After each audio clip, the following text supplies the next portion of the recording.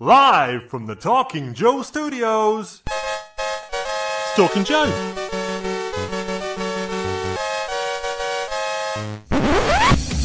Talking Joe is on the air.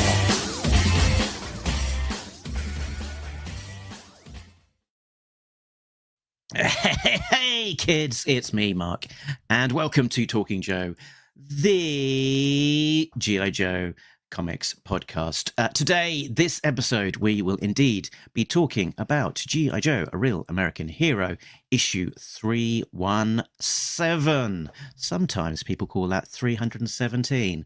That was released just this last Wednesday, June the 4th, 2025. Synopsis. Snake Eyes strikes. The G.I. Joe ninja team has infiltrated Springfield, but nothing is as it seems. Meanwhile, Dr. Mindbender has his revenge. So that will be what they said would happen in this issue. Will it be delivered? We'll find out in a minute. If you are new to the show, you can find out all about us at our website, talkingjoe.co.uk. And at the time of recording and streaming, we are live, which means that we can interact with you, the listener. So give us a message and I can put it on screen. So if you're watching live, do shout out. Let us know what you're up to. Now, I will not be talking about this issue just on my own. As normal, I will be joined by my co-host. It's A Real American Tim. It's Tim Finn. Hello, listeners, and hello, viewers, and hello, Mark. Hello, Tim. How are you? I'm well. You're in your pink themed room. What color would you describe your background? It's red. Red. Yeah. It's pinky red. Pinky red. No. This is No. Look at me. When Okay. The exposure is right. Right. The closer it gets, the redder it gets. This What's is Crimson Guard red towel? Oh, is that the towel? Is that because that looks very pink to me as well? That's and over your right shoulder, is that Deadly Class hardcover? No, this is Jim Sorensen's Transformers: A Visual History. Oh, right. There we go. It sort of it's transformed literally as brought it closer to the screen. From a distance, I was thinking it might be that. And then just out of view here, I have Mick Lig's amazing G.I. Joe history book and Paul Dini and Chip Kidd's amazing Batman book. Right, out of print and very expensive, that one. And I have windows in here, so it's a gloomy day outside. It's overcast, so depending on what the sunlight is doing, and depending on what my lamp is doing right here, I love that your lamp is themed with the color as well. It's also a red lamp. I don't have one of those halo lights that podcasters should have and have. I always forget, and this is sort of harsh when it's right on my face. But Tell us the truth about this comic, Tim. Gets the job done. Very good. Yes. Okay, so catching up with some news. This is introspective news. We will be.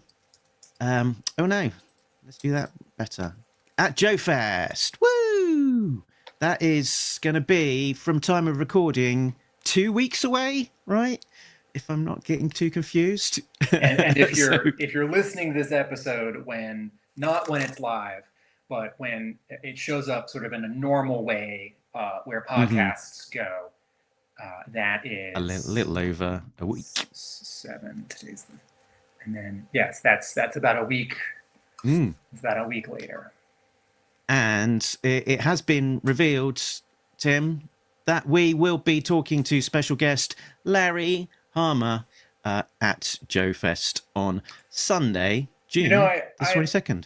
I appreciate the Photoshop job you've done here, which looks like this was a photo of you and me and Larry all standing together. There is a photo of you and me and Larry standing all together, but there's someone else. There's someone else and an Asian restaurant all around us, which might be harder to sort of lasso us out and comp us into one of these explosion backgrounds. It is a genuine photo of me, you, and Larry next to each other in front of an Asian restaurant with friend of the show Nick Nadell cropped out. So yes, it's there's aside from getting rid of background, this is a genuine photo of the three of us. Did we take one without Nick? Huh. Okay. No, Nick was standing just to the looking at this photo just to the left of me. Oh, okay. But he's not at the panel, so he doesn't get to be in this photo on this slide. Every couple of months, Nick and I are talking. Hi, Nick. Nick and I are talking G.I. Joe, and I'll say something about a convention, or I'll say, "Oh, I'm writing about one of these conventions for my blog," and I'll say, "I got to go to one of those," and I'm waiting. I'm waiting, Nick. There were many years where I was going to BotCon, and then finally one year. My friend from all the way back in 7th grade, Nick, who we're talking about, did go with me and some other friends to BotCon. And as I'm sure all of you know who go to conventions, they are more fun when you go with friends. Indeed. That can also include life partners, spouses, children. Going by yourself or going by yourself for work has a particular feeling. Yeah, but as well, Tim, as you know, you often come away with more friends than when you started. So that's the nice thing about going to these things. And today, again, day of recording, 7th of June, Larry Hama has turned a sprightly 76 today. Happy birthday, Mr. Hama, if you're watching, as I'm sure you always do. Do we have any business? Are there any variant covers that we hadn't checked in on that have been revealed? Or Real American Hero isn't getting second printings. Is there any? You had Mark. You had that small revelation right after we finished talking about issue 316. Okay. What was my revelation? Do you want to say that now, or do you want to say that when we get into 317? Oh, and I have, Tim, in my hand printed the special G.I. Joe collectible trading cards, edition number 4. If you see me in person at Joe Fest, you can claim one of those. Is that Ian Kennedy? Tell us about that image. This is Ian Kennedy. The painting is somewhere above me as we speak, but yeah, I did some work with the Scottish artist Ian Kennedy, and at the almost sprightly age of 90, he painted for me a nice big painting of a G.I. Joe themed picture, and it was sort of inspired by G.I. Joe. I believe it's issue number 5, which has sort of Hawk on the front cover, sort of 4. Damn it. 5 has the tank in Central Park. Okay. And so it's the image of sort of Hawk and the G.I. Joe crew kind of running towards us as the audience, but it's a bit of a confusing cover in some ways because Hawk has got a beret. Scarlet doesn't quite look herself in some ways. Snake Eyes looks very sort of futuristic with these kind of slightly generic pistols, and Stalker is turned in like he's shooting at his teammates. So there's some weird things going on in that picture. So yeah, he recreated it, and while doing so, he sort of tweaked it a little bit as well at the same time. So I'm going to break live streaming rules. I'm going to step away from the camera for 4 seconds to make something that's making noise. Stop making noise. While I do that, Mark, you can find the typo on the screen. Oh no, the typo on screen. Sunday, June 22nd, 2025, 1 p.m. to 2 p.m. Taking Joe with special guest Larry Hama. Taking Joe. Well, you know what? If you and I have a big falling out, and we professionally break up, and you keep talking, Joe, and I start my own podcast, and I try and get the same guests that you're going to get and post episodes about new issues 18 hours before you do. I'll call my show Taking Joe, and that way if people are Googling for your show and they get a letter wrong, they'll come to mine. Anyway, let's there we talk go. about, Yeah, let's it talk was because about, I copied and pasted it off of the Joe Fest website. So that's where the typo originates. well, we should let the fine folks at Showfest know the actual spelling of our podcast. Is it time to talk very about good. 317? Shout out to Infinite Entertainment. Hello, lads. Good issue this month. Interesting developments. I don't know about you, but I'm really looking forward to seeing Mindbender's next experiment take off. Has he invented a plane? That's a joke about it taking off. And Lark Bark, Mark from the Dark, and hello, good morning, and yo, Joe emoticons. Salute, military, medal, US, thumbs up, okay, smiley. Yeah, so very good. Tim, you're going to have to remember what I remembered after the show. So if it's not a good time now, we can cover it as we go. But well, we can do it now. Okay. No action. Right. Yes, I observed after we'd wrapped up last time and gave it some thoughts. Quite how that normally Joe's will have something in the issue that is an action sequence of some description, and 316 that we covered last time did not have such an action sequence. So it was quite unusual for a Larry Hama written issue to not have action. Even if quite often the shortcut will be that the issue begins in media res in the middle of an action sequence that we haven't perhaps seen the setup for, or we'll be getting some narration and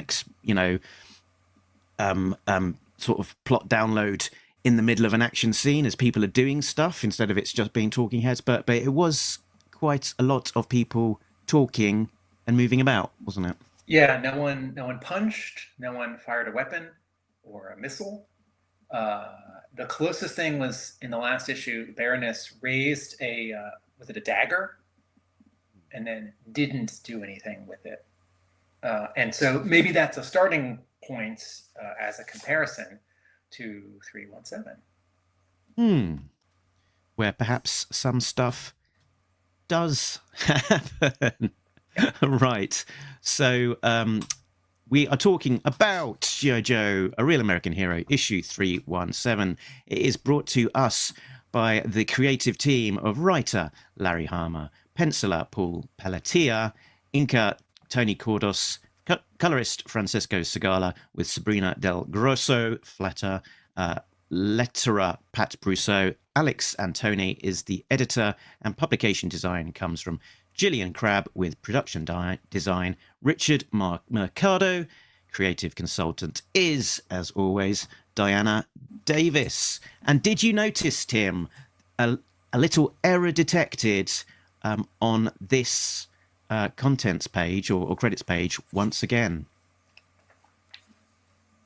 I can give you... Oh, yeah, once again. Oh, shoot. G.I. Joe, folks, once again, you are miscrediting colorist Brad Anderson, who is no longer coloring Andy Kubert's covers to G.I. Joe because he is exclusive to Ghost Machine, which is an imprint at Image. This cover is colored by Laura Martin, and her signature, Laura, is visible under Andy Kubert's on the cover. So a light finger wag for 2 months in a row of getting that wrong. So, speaking of covers, let's have a look at the covers in the gallery.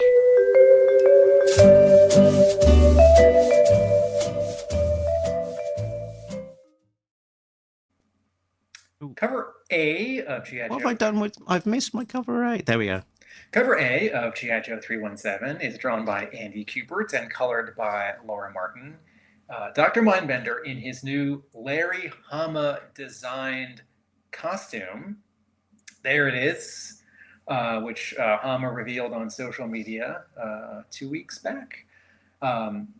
Mindbender on this cover is a little bit further back than waist up. He's holding a pistol in front of his head with his back is stretched and leaning back. His head is sort of looking down and leering at you as his shoulders are up and taut.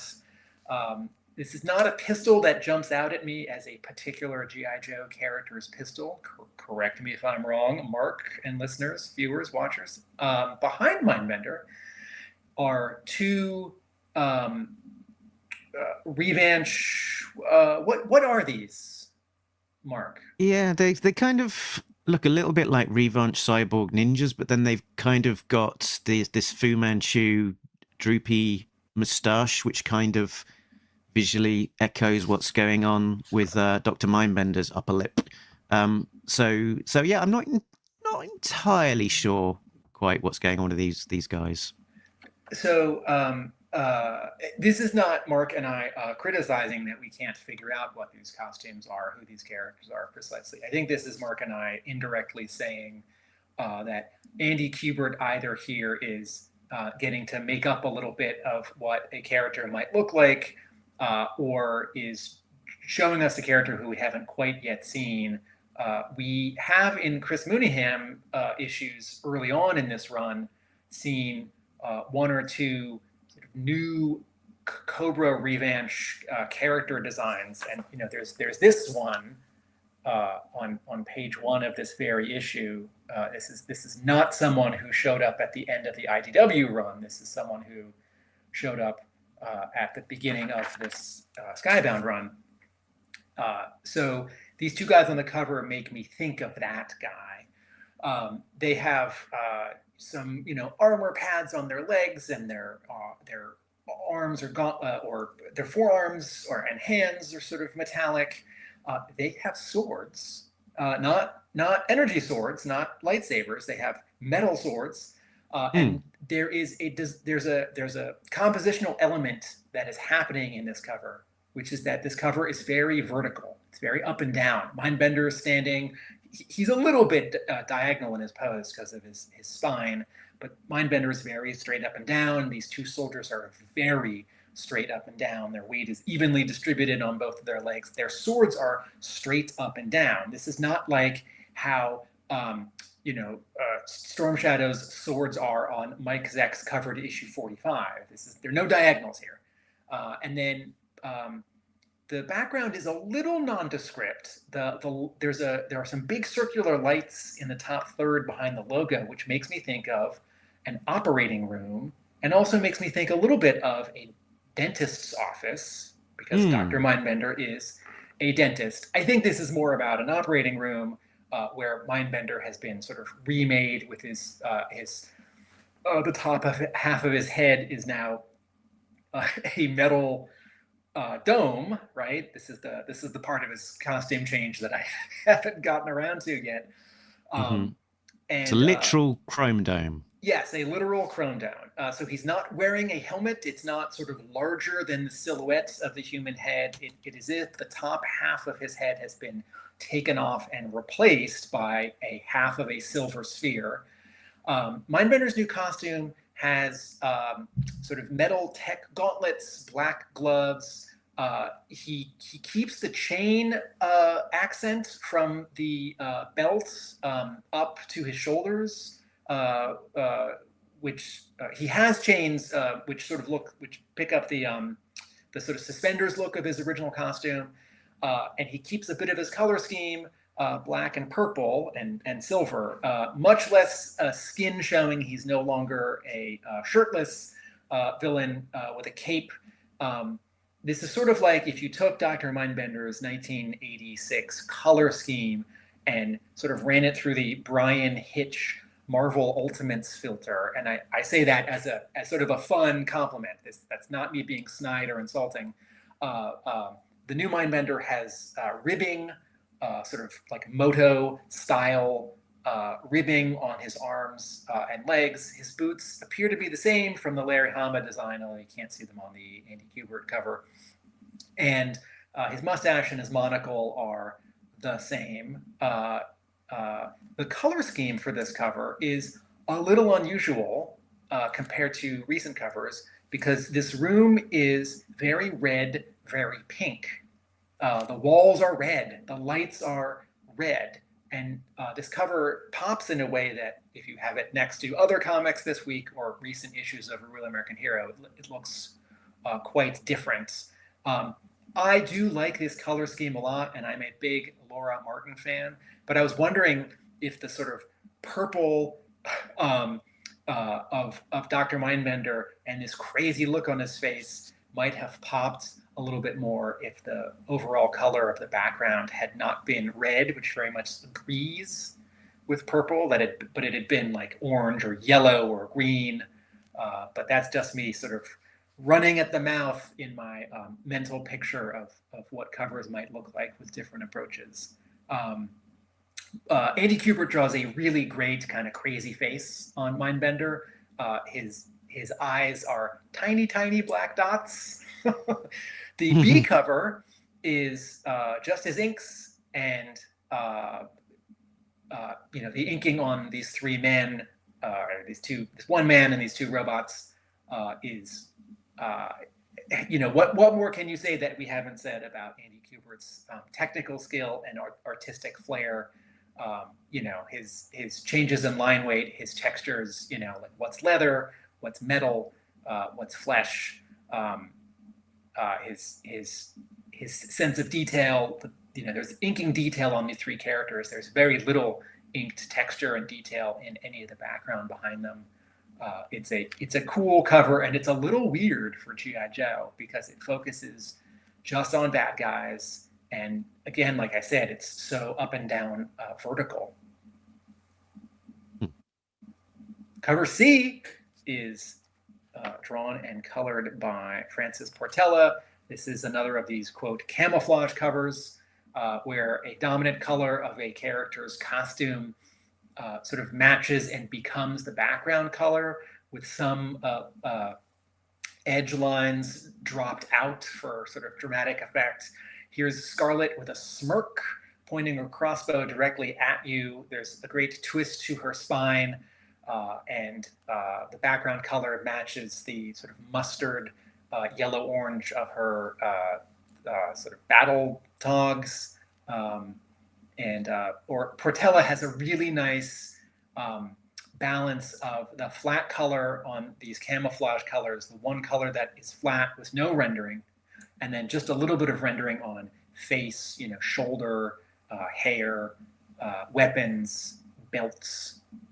This is a very good example of drawing a female G.I. Joe character, or maybe any female heroic character, who is both attractive and sexy and alluring, but not sort of over sexy, distractingly sort of pinup or cheesecake, right? This is still a pose that a male character in G.I. Joe might take.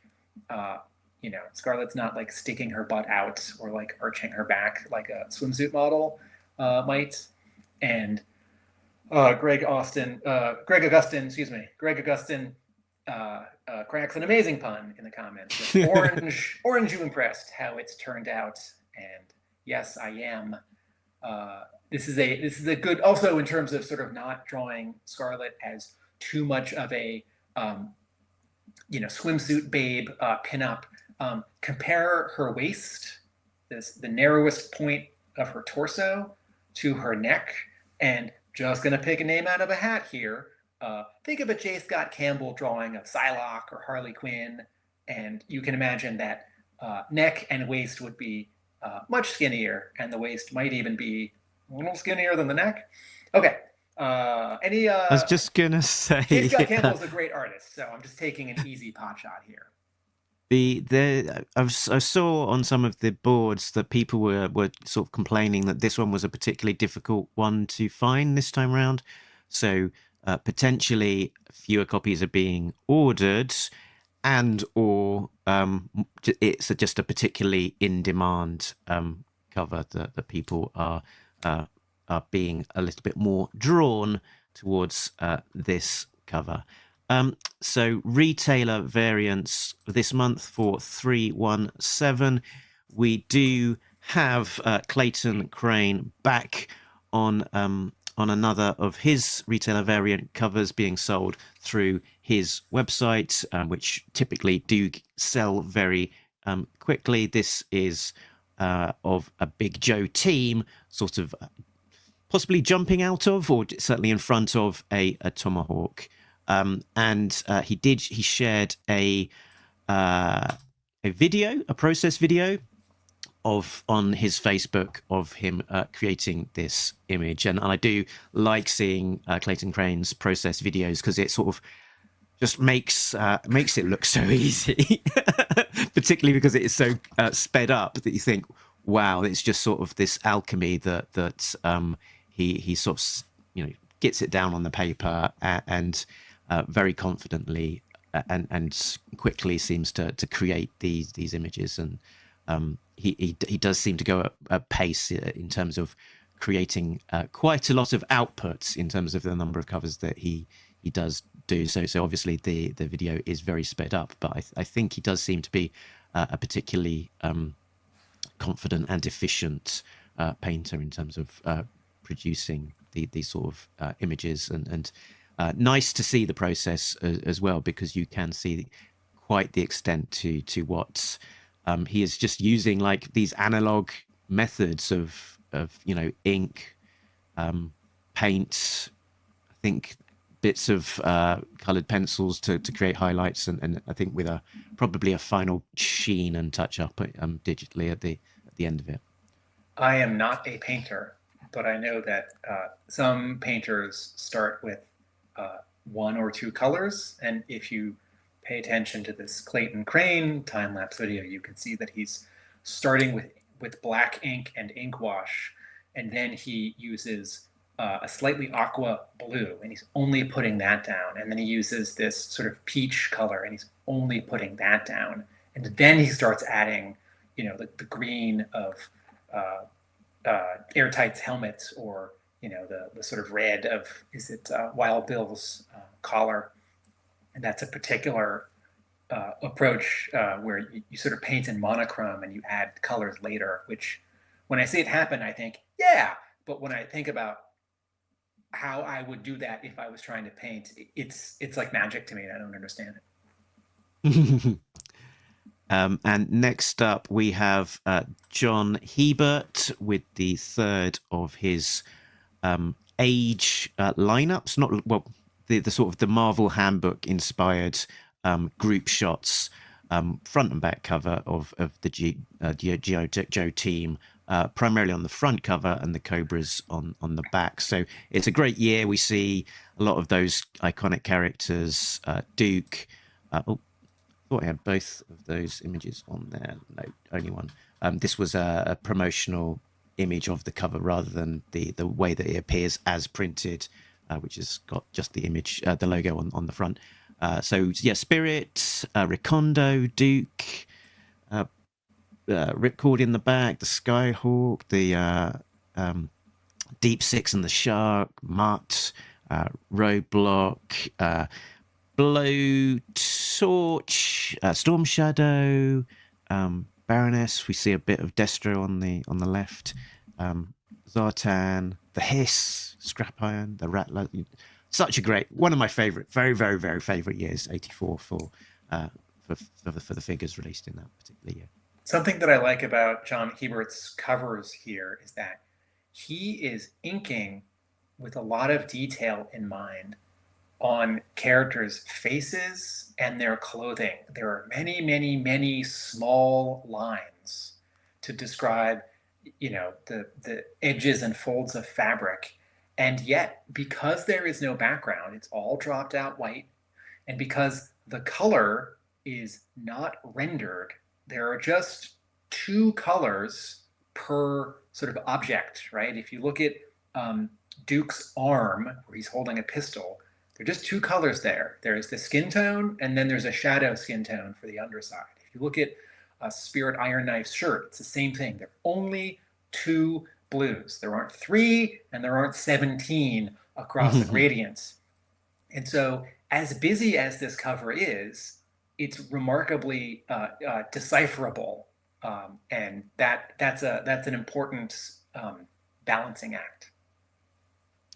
Yeah, he also shared a bit of a process as well on social media, so you could see sort of the just initial kind of concept sketch in rough pencils through to kind of the final coloured version. So it's nice to sort of just see that kind of end-to-end thought process almost of how it was going to be laid out, and you can see that it did evolve somewhat since between producing the original sketch. You can, Storm Shadow is on the right, whereas he ended up being on the left, and you had the Slugger in there front and center, which I think that dropped out when they got progressed through the stages as well. So yeah, fun to see processy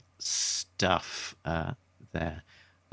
Next up, we have, I suspect, an Ana de Armas inspired post image here. So she's got her new John Wick spin-off film coming out as we speak, I think. But this particular image is a Baroness. Oh no, I've said it, haven't I? I've said Baroness. Does that mean? Oh dear. Why are there so many covers of Baroness? So that is from 616 Comics, and the artist is Cedric Poulat, who did a cover for last issue as well. So you might remember there was that sort of nose art, like belonging to it, like as if it was painted on a bomber with Baroness riding a bomb. And we sort of commented at the time that while it's quite cheesecakey, quite in that vein, it was actually very nicely done. And similarly here, sort of there's while this is maybe a trodden meme, and it's Baroness has certainly had a lot of covers.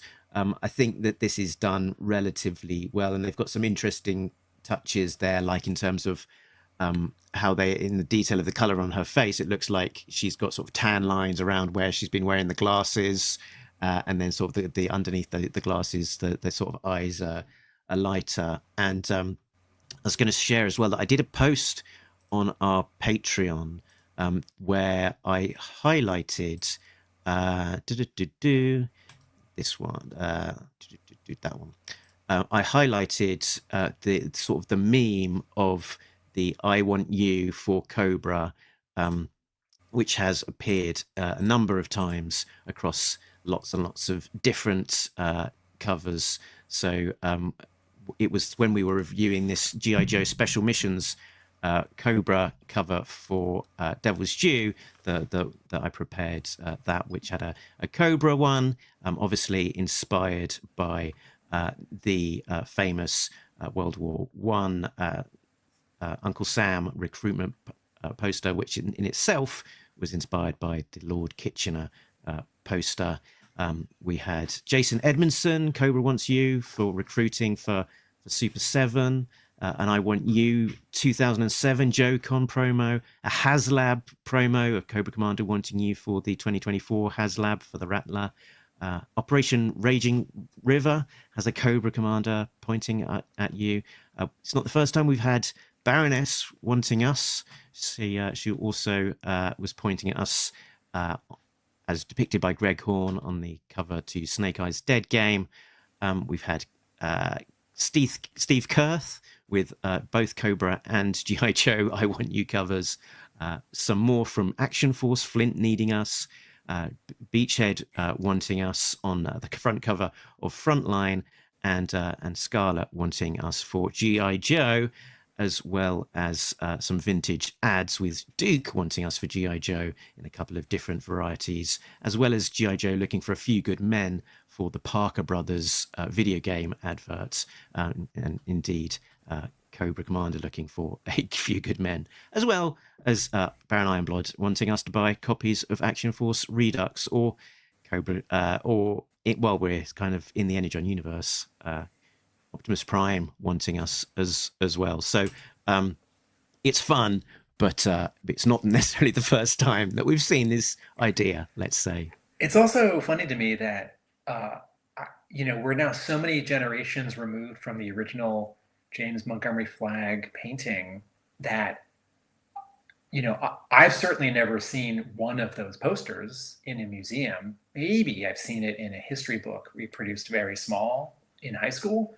But I only know, I imagine the last 20 years of sort of readers or fans only know the reference, only know the new version rather than the original reference, in the way that when I was a kid, I didn't know who Groucho Marx was, but I understood that there were the Groucho glasses with the nose and the mustache, and that sometimes Bugs Bunny would sort of put on those glasses or like move like Groucho, but I didn't know it was Groucho, and sort of do a certain walk or like say something in a certain Groucho way and like adjust his glasses. And it was only later that I actually saw a Marx Brothers movie and like photos of the Marx Brothers, and it sort of made sense. And so, let's jump ahead 5 years. How many more? Let's take bets, Mark. In the next 2 years, how many more G.I. Joe covers, variant or otherwise, will refer to this poster? I'm going to say, I think 4. Really, I will say 0. I think they've done it. They've shot their wad, and they're going to have a moratorium on it. I think in when I posted this originally in the Facebook group, Sam Wells, late of Devil's Due fame, said that they used it a couple of times and then had a moratorium so that they wouldn't overuse it and do it again. Did you just have a good comment on screen? Can you put that one back on? Barking Fridge says that he had an Uncle Sam poster on his wall as a team. All right, time to talk about the insides of the issue. we will in a sec. Yeah. Barking Fridge also says we missed the Alfred E. Newman version. I mean, I'm not trying to be comprehensive across everything. I'm talking about just specifically G.I. Joe. Yes. I doubt that Alfred E. Newman wanted us, and was also satirizing G.I. Joe at the same time. But yeah, it across many different things, I'm sure it has been used as an homage. At this point in the show, I'll mention that typically I have been starting the show with some sort of parody song, sort of playing on, sort of parodying a song from the pantheon of musical history and tying into the events of a particular issue. Inspiration and time meant that I didn't actually do that for the first time, last time in a long time. Because I've been doing them, I think, pretty much for the entirety of this Skybound era. So, almost 17, and then most of the 10 issues before that as well. So a good chunk, and it sort of did feel like a bit of an omission. And I was thinking to myself just the other day, as walking the dogs, what would be a good song for this issue? And no inspiration was hitting me. It was, until, and this is the way that happens with inspiration sometimes, until it did. And this is the inspiration for this particular issue that hit me. Duke, this is Wetsuit reporting from Cobra Island. Helix and Multo have been observing goings-on at the casino. They think that Alpha 001 is surgically altering and brainwashing the casino patrons and sending them back to the mainland as sleeper agents. We're here for the long haul, Duke. Over and out. Sneakiness is an attribute for the professional voyeur of what is known as Recon Team. A morning swim can be attempted if you disguise yourself as garbage in the returning group that is known as Recon Team. Joe's got ghillie suits. He's not intimidated by the dirty androids. They love a bit of Recon it. Team. Who's that fat tourist exploding? You should cut down on your mutagens, mate. Get some antidote. Cobra Island. Tourist Smarland. They all go hand in hand through their mind wipe. Know what I mean? There you go. There's that. Very good. Plot breakdown time. Plot breakdown. The Joe team of Muskrat, Helix, Multo, and Wetsuit make a stealthy waterborne recon to Cobra Island, ready to make a surveillance of the Cobra Casino.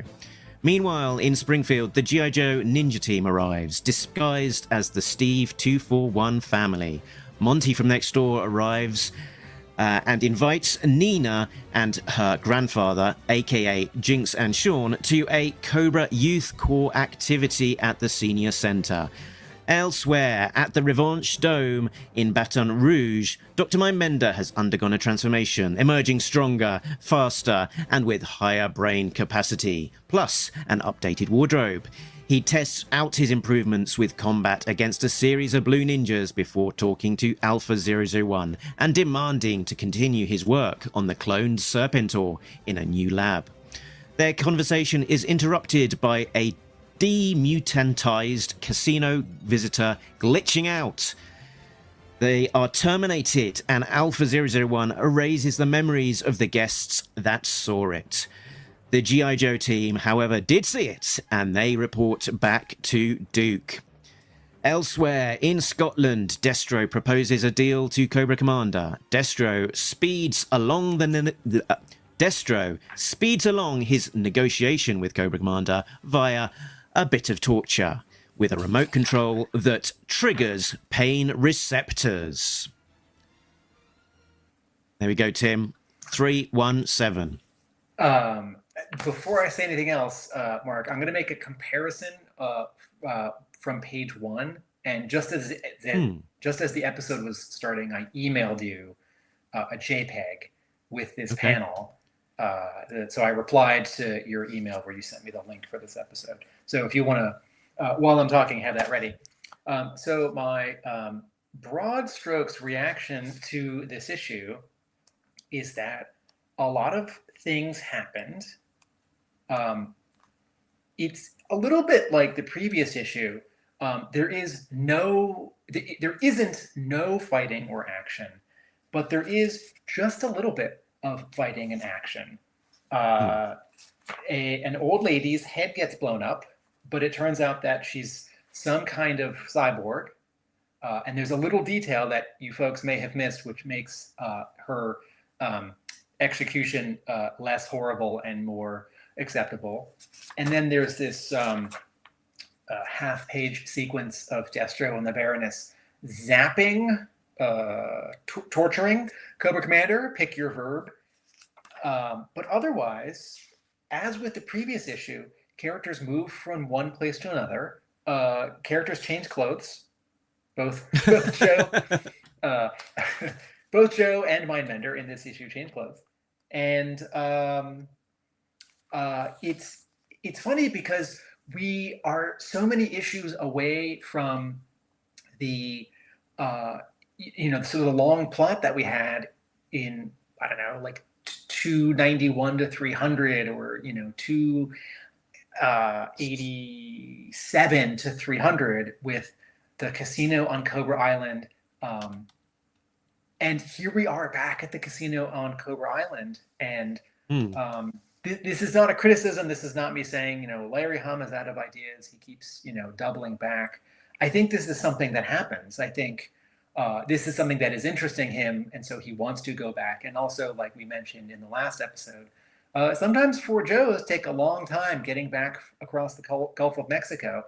And then you immediately send them back across the Gulf of Mexico, back to Cobra Island, because, they are the best intelligence gathering operatives for the job. It's not.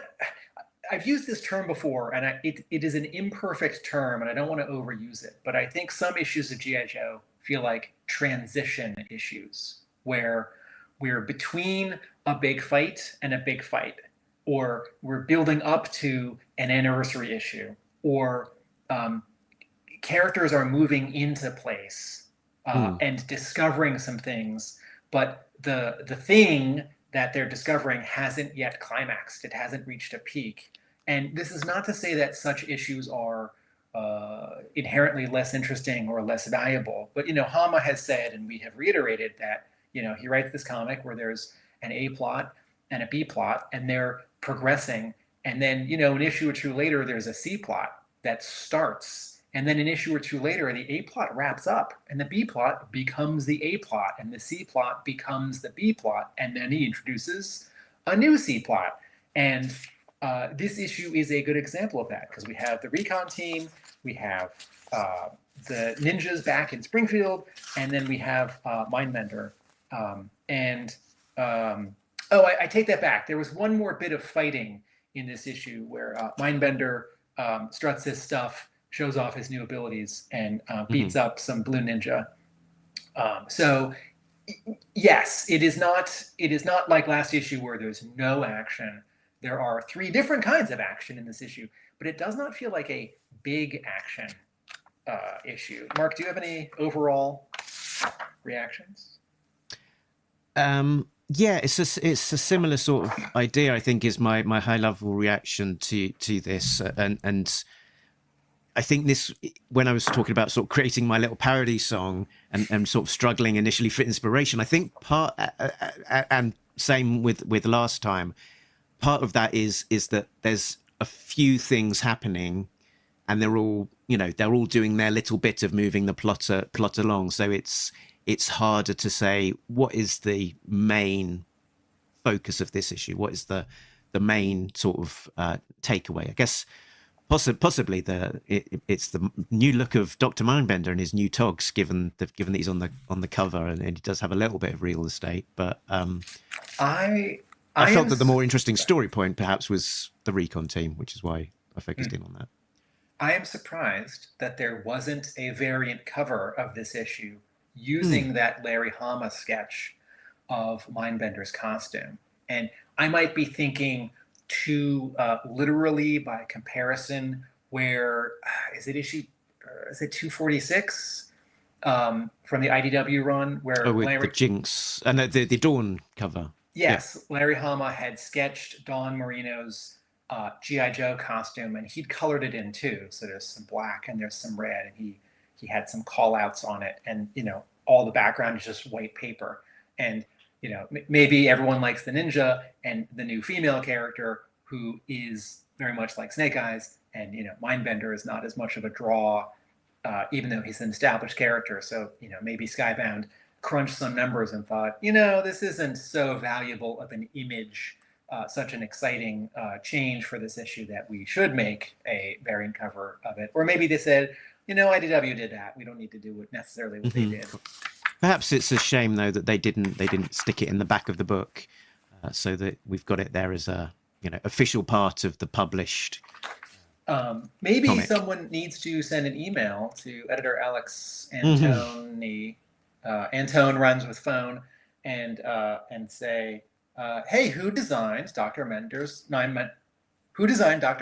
new costume? And then he can, insert it very small in one of these columns. All right, so just going chronologically in the issue, the very first page, the very first panel, I thought, okay, I've got a good comparison here. So I've spoken at length about how much I like the colors of Francesco Segala on the Skybound Real American Hero. Not overdoing it with rendering and highlights, a lot of a mixture of both muted colors and also some fun sort of popping like purples and oranges, a little bit of old school feeling with these dot textures. And so here on the very first panel of this issue, we've got a Cobra Moray in the Gulf of Mexico, around Cobra Island at night, shining a light. And I thought, you know, we saw a scene just like this back in issue. I'm holding it up. Here's my B cover, 287. This was the issue drawn by Billy Penn. So the panel we're looking at right now is from page 3 of 287. And rather than frown at the work of Jay Brown on the IDW coloring, I'll just once again smile and put my eyebrows up for how much I love the coloring of Francesco Segala. But here's a comparison. In the IDW run, everything is bright and everything has some rendering on it. And there are definitely some light sources in this panel, because the moon is somewhere up in the sky, and then there are these two spotlights going sideways from the Cobra Moray. I find that red and the side gray, and then even the highlights on the water. It's a very busy panel, and between all the details on the Moray and all the inking on the water, I really like Billy Penn's work. I really like his use of spotted blacks in his issue. And you compare that to, I'll just hold it up. You want to go full panel on this, Mark? You compare this to the Paul Peleteier, Tony Kordos, Francesco Segala panel, and it's not a perfect comparison because this is not a dramatic diagonal, shot of, but it's the same things are happening, and there's just less. There's a place for my eye to rest in this scene as drawn by and colored by a different set of artists. Okay, so once again, I just really, really appreciate the work that Francesco Segala does, not just on Paul Peleteier, but also on Chris Mooneyham on this series. And hey, I spy a lamprey who we have seen now and then, but every time we see a particular G.I. Joe or Cobra vehicle, I've always got my fingers crossed that we're going to see their specific designated driver or pilot. And yeah, interestingly, I guess Cobra Island is under the command of Alpha 001, specifically with his Blue Ninjas, who is the co-pilot of the hydrofoil here. But there's also a Cobra in a distinctive Cobra outfit there with the lamprey there. I was just going to say there's a moon in the sky, and that's a moray. Do you need a backup song?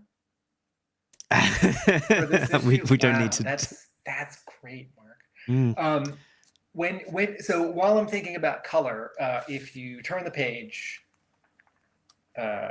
Larry Hama does a very Larry Hama thing, which is make sure that your characters introduce themselves. So everyone here report. Muskrat here, Helix here, Multo here. That's all of us. Wetsuit, move out. We're ready to sit schedule. So it's a little conspicuous, but there's not a lot of new people picking up. This issue 317 is not a lot of people's first G.I. Joe comic, but you never know. And this is just the way that Hama writes. And also in this issue, these characters aren't necessarily dressed in particularly distinctive outfits necessarily all of the time. So it helps.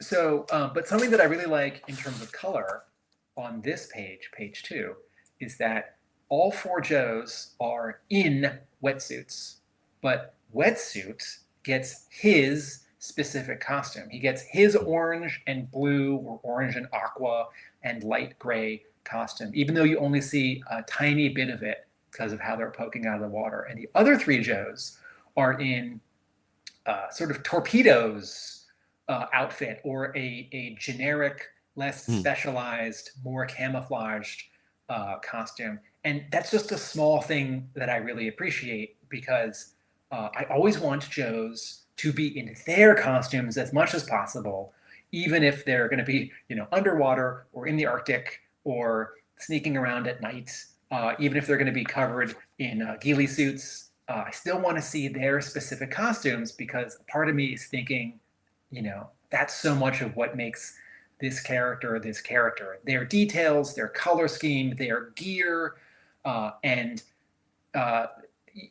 this comparison that I think of. Is it issue? I can't remember. Is it issue 7 during the Chuck Dixon run at IDW? There's a Robert Atkins cover, and it's got 2 Joes, and I actually forget who it is, but it's like Wetsuit and Grunt, or like Grunt and Lowlight, and it's just 2 Caucasian guys without facial hair in like very cool modern 2010 green like army gear, and I don't know who they are because one of them doesn't have anything that says like, no, I'm the guy with like the yellow pouches and like the blue gun and like the red helmets, and so I understand that butts up against the realism of characters in combat and actual environmental concerns. So here, where they've taken off their costumes to put on their ghillie suits, I appreciate that. Even for just one panel, we get like a little bit of Helix's yellow battle togs. So besides her hair, I can say, hey, there's Helix wearing the Helix stuff. This is another Larry Hama thing on this page 3, and I guess page 4 also. Yeah. Where the Joes are saying what they're doing. And it's not like, Mark, was it 1 or 2 issues ago where they all called out their very specific weapons? Mm-hmm. Yeah. Yeah. And here they're calling out sort of what their submission is, So Molto, when you and Helix return, you'll set up comms while Muskrat and I take our turns at the surveillance site. Right, it's going back a panel. We have heat wave disruptive netting and anti-infrared mylar linings for the ICS tents. Right, this is Larry Hama both enjoying figuring out, or like having to figure out what gear they would be using, and also sharing it with us, because this comic has always been about gear and accessories. And if you don't believe me, just remember what it says on the back of every single G.I. Joe vehicle box, right? It's this kind of missile and this kind of air intake and this kind of, tank tread. Yeah. So we know, for example, that Helix has got an ART, an automatic ranging telescope mounted on her Mic 2-1, and that means that she can zoom in on anything that Molto spots with his wide-angle binocs, I guess. A lot of kind of that technical kind of gear specific stuff that you either love or can't stand about Larry's way of doing things. And then we are back in Springfield with the Ninja team making their insertion back in there. We sort of had the setup last time with the Iron Grenadier sort of paying attention to the comings and goings of what's in those houses, and this is kind of the payoff of that, really. And I guess set up and resolved relatively quickly. They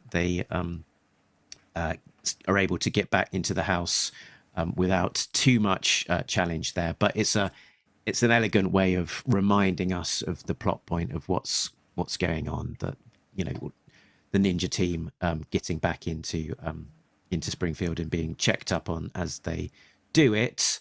Last time round, I sort of queried this point about Jinx being Nina. The hairstyle and makeup will do the trick, but glasses will help. And indeed, this time round, she is wearing glasses, which is, I guess, disguising the unique way that her eyes would look versus the real Nina. I'm going to jump back 1 minute for myself. I'm going to fact check there's a cover from 2009. It's issue 13 of the Chuck Dixon IDW G.I. Joe, and it's a cover by Robert Atkins, which I just emailed to you, Mark, and you don't have to put it on screen. It's okay. I'm sorry. And it's an awesome looking Joe, and I can't tell who it is, next to Beachhead, who I definitely know is Beachhead, and that's all. Okay. When I got to this panel, this page, I thought, okay, well, Sean's wearing a mask. Did Scarlett cut her hair? And then I thought, it's Snake Eyes who's Steve, right? Yeah. Snake Eyes is the main Crimson Guardsman. Okay. Who, I didn't think about it. I didn't get my jingle ready or anything for Snake Eyes talking, but he actually does quite a lot of talking here, doesn't he? Yes. He looks very different, and he's doing a lot of chatting, which I guess subconsciously I didn't sort of make the connection. Go, oh yeah, this is definitely Snake Eyes as I was reading this. Although thinking about it, clearly it is. Yes, because there's no panel that sort of reminds you one more time.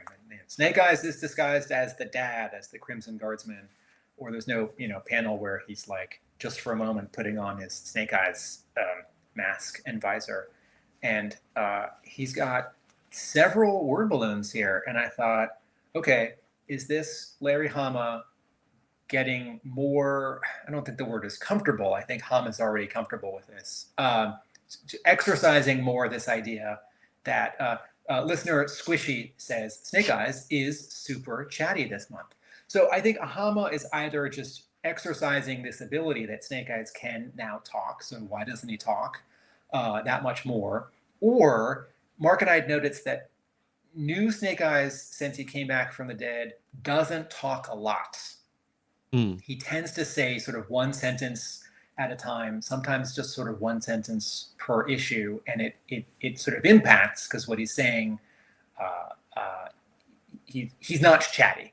And I thought, is this because he's sort of playing a role here? Because it's still Snake Eyes. He's still as a Joe in disguise, telling the other Joes in disguise what they're doing. And I think some of this just sort of ends up being not out of necessity, because Dawn and Storm Shadow are hiding, and while they're driving in the car, he's sort of taking the lead.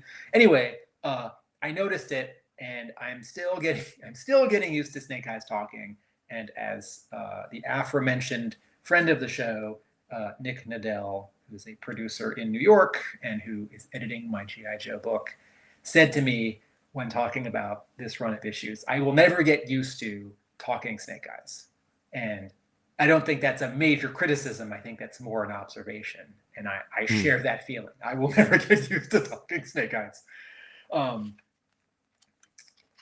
Okay, so they're doing the setup. They're sort of checking for the ninjas were in the trunk. It's super stealthy ninja action, just hiding out in the trunk of the car, as Greg points out. And then Dawn is doing a check for sort of surveillance and sort of countering that, and talk about it as she goes. And then there's a knock on the door, and it is the neighbor kid who is called, what is he called? Monty. So, from sorry, go ahead. I had a couple of thoughts about seeing Monty. One of which was, it's the first time that we've seen Cobra Youth in a very, very long time. I think possibly the last time we saw the actual uniform itself might have been in that issue where there was the Cobra rally, and Billy was going to try and assassinate 32 his father. That's with the Mike Zick cover with a hand pointing a pistol at Cobra Commander. That one. Mark, did Dawn, when she was introduced back 33. in 33, okay, when Dawn Marino was introduced back in 226, 229, she's a high school student in Springfield. Does she have a Cobra uniform, or is it the like high school uniform, or like the lacrosse sports team uniform? When we first see her, she's playing lacrosse, like a lacrosse sort of trial out. So I think that is. We're not seeing this. We've never seen her in this particular uniform, as far as I can recall. And the reference here for the Cobra Youth, what is it? Cobra Youth Brigade. it's like Boy Scouts or excuse me, Scouts. Yeah. Because it's got the collar and oh, there we go. Right, so Billy was brainwashed, right, back in 33. He's going to shoot his dad, who he didn't know was his dad. Well, he wasn't properly brainwashed, wasn't he? He was just Conditioned, led in a particular way okay. by the Baroness and Major Blood, sort of slightly leading him astray. Can you go back to this Paul Peleteier page from 317? Yep. In our last episode, not on Real American Hero, in our last just episode, Energon Universe issue 7, I called out a panel on the first page that I really liked, where artist Andrea Milano put the camera behind an important prop and tilted the camera. Right, this isn't film. There's no camera. It's comics, but you'll forgive me. The point of view at an angle to emphasize something, a shredder. And Peleteier is not inventing this. This is not supremely innovative and brilliant. This is just good, basic visual storytelling in comics or film. But on this page, on panel 2, when Snake Eyes in disguise opens the door, the quote camera is at Monty's height. And we're looking a little bit up at Snake Eyes, and we're behind Monty. So we are from Monty's point of view. So we're seeing Snake Eyes in disguise, sort of nervous, cautious, opening the door. Hello? And then for the second panel, or the third panel of the page, the camera reverses angle. And now we're Snake Eyes' point of view. We're looking down at Monty. We're seeing what Snake Eyes sees. We're seeing what in disguise Crimson Guardsman Steve sees. And it's just a small visual reminder that character poses and acting, composition, and again, it's not a film, but camera placement is what moves the story along visually. And then on the bottom of this page, can you go back to the full view of the page or scroll all the way down? There's a little bit of wordless visual storytelling that I like. And sometimes when we talk about visual storytelling, wordless visual storytelling in G.I. Joe, we immediately go to issue 21, silent interlude, or we think of a series of panels or pages in a row, like a fight scene with no dialogue. And this is all happening in one panel. So it's not sequential, but it's just a nice bit of business that I'm guessing is in Larry Hama's plot and not maybe Paul Peleteier followed the lead or maybe invented it himself. But here, the camera is now back far away from the front door as Snake Eyes in disguise closes it. And we re-establish that Storm Shadow and Dawn Moreno are in the foreground of the panel, but they're hiding behind a wall. Like they can't be seen. So they have successfully gotten out of the car, gotten out of the garage. And it's just a good reminder, right? I can sort of almost hear Larry Hama saying to Paul Peleteier to reestablish that Snake Eyes and Dawn are there, that they didn't like get stuck in the garage, right? But that they still have to be careful because everyone is surprised by this knock on the door, but they're the ones who can't be seen. So I thought, neat. And then also, in terms of, I always want characters to be in costume. Even though Storm Shadow's a Joe and should not have a Cobra insignia on his chest, every time I see, for years, Storm Shadow in his white ninja uniform without a red Cobra logo on his chest, I think, well, there should be something there. And it would probably look silly if it was the Joe, star and stripes or like eagle from the movie logo. But something. I wish there was something. There's a conspicuous gap that needs filling, and Greg points out that Storm Shadow here, as he has for the last little while, he's been appearing in his original Cobra Assassin togs without the logo, so that sort of V1 Storm Shadow look rather than your urban camo or your ninja force or anything like that. I think that's a good suggestion, Justin. Justin Taylor suggesting just stick on a Rashikage hexagram there. Why not? That could work. Mark, this panel that I'm talking about, you drew 3 rectangles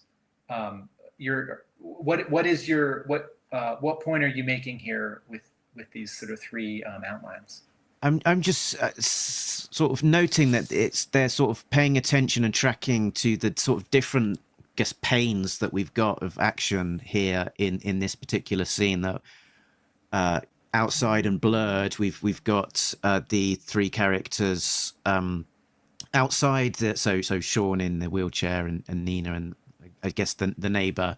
And looking out of the window is Scarlet and Snake Eyes, and the body language is sort of, conveying a little bit of, I guess, nervousness perhaps about, quite what's going on. And then in the immediate foreground on the third pane, we've got Dawn and Snake and Storm Shadow. So it's a small panel, but it's doing quite a lot in terms of showing these parallel kind of activities between this group. The other thought that I had about this particular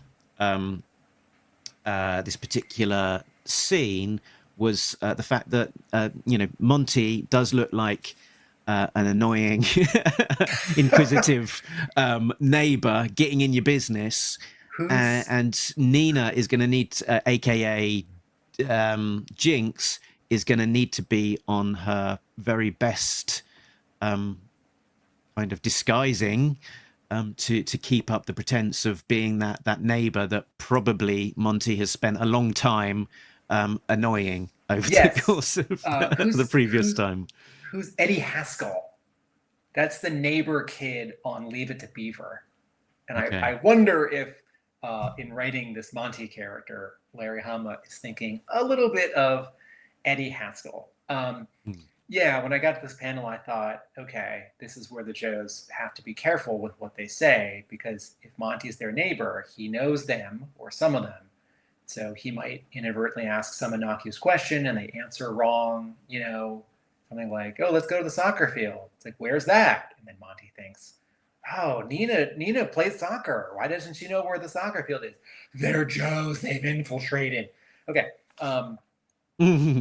Right, so next up, we're in Baton Rouge with a Dr. Mindbender who's been through a dramatic transformation, given a new wardrobe as well as new improvements and add-ons. He has an unarmed martial arts chip, a targeting suite, a wireless link to the Revanche mainframe banks. And I guess they've got this sort of combat sequence of him demonstrating his new capabilities. How do you feel about Dr. Mindbender suddenly being not just a intellectual threat, but also quite a significant, super bad physical threat?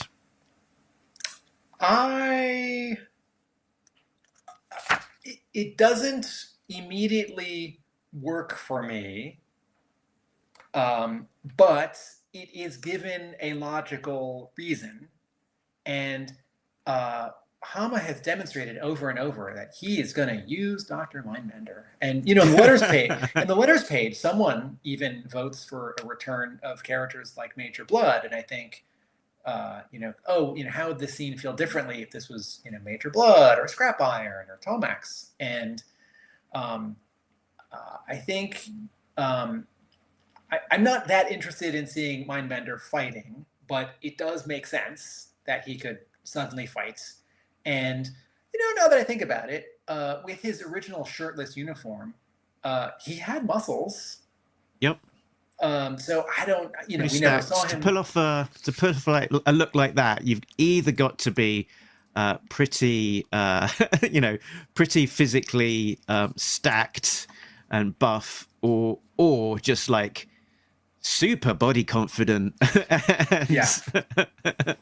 Because in the movie, in a live action movie, think of like tall, skinny, gaunt, eggheads, scientists, characters or actors that you've seen in sci-fi movies, action movies. You're not thinking of like the Vin Diesel or the Schwarzenegger sort of torso.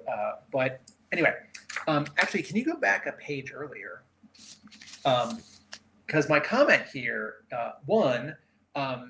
even Squishy says Mindbender's upgrade will be okay as long as there is a payoff down the road. I'm not thrilled yet, but not ready to cry foul. And then Greg Augustin says, is that a teeny robotic arm for the monocle? And I think the answer is yes, that's a teeny robotic arm for the monocle. So when I turned this page, I thought, okay, even though colorist Francesco Segala is eased off a little bit after working with Andrew Cronky and Mooneyham, who wanted, sort of like less crazy, there are still color shifts in every scene. So this Mindbender scene in Baton Rouge is very blue, and the recon team in Springfield in the previous pages was very yellow. But I see this unusual tank box, surgical unit, that's what it's called, that Mindbender comes out of. And I was sort of wondering if Larry Hama's plot described the effect as Kirby crackle, but also maybe nanites, because it's sort of not clear to me what physically is happening, like a bunch of robot arms or like blue ninjas wearing, white lab coats with face masks and holding scalpels. I'm trying to remember was there a setup for this? Did we see a panel in the previous issue, Mark, of Mindbender like lying down on an operating table and then a bunch of like scary pointy things? But I thought that this was a cool visual. I just sort of wanted more information about, is it like comic book electricity magic that's transforming him into this new body with upgrades? Okay, so now you can go forward to this page. I do appreciate that if we're not going to get... thank you. All right. Folks, if you're listening to this, Mark did just pull up a page from last issue 316 showing what I just remembered, half remembered and described, which is Mindbender laying on a surgical table with pointy things aiming at him. So I do appreciate if we're not going to get this sort of variant cover with Larry Hama's sketch. Larry Hama does give Paul Peleteier a full third of a page to present us with Mindbender in his new costume in a sort of partial pinup panel where you can just see his costume without anything in the way, without shadows or.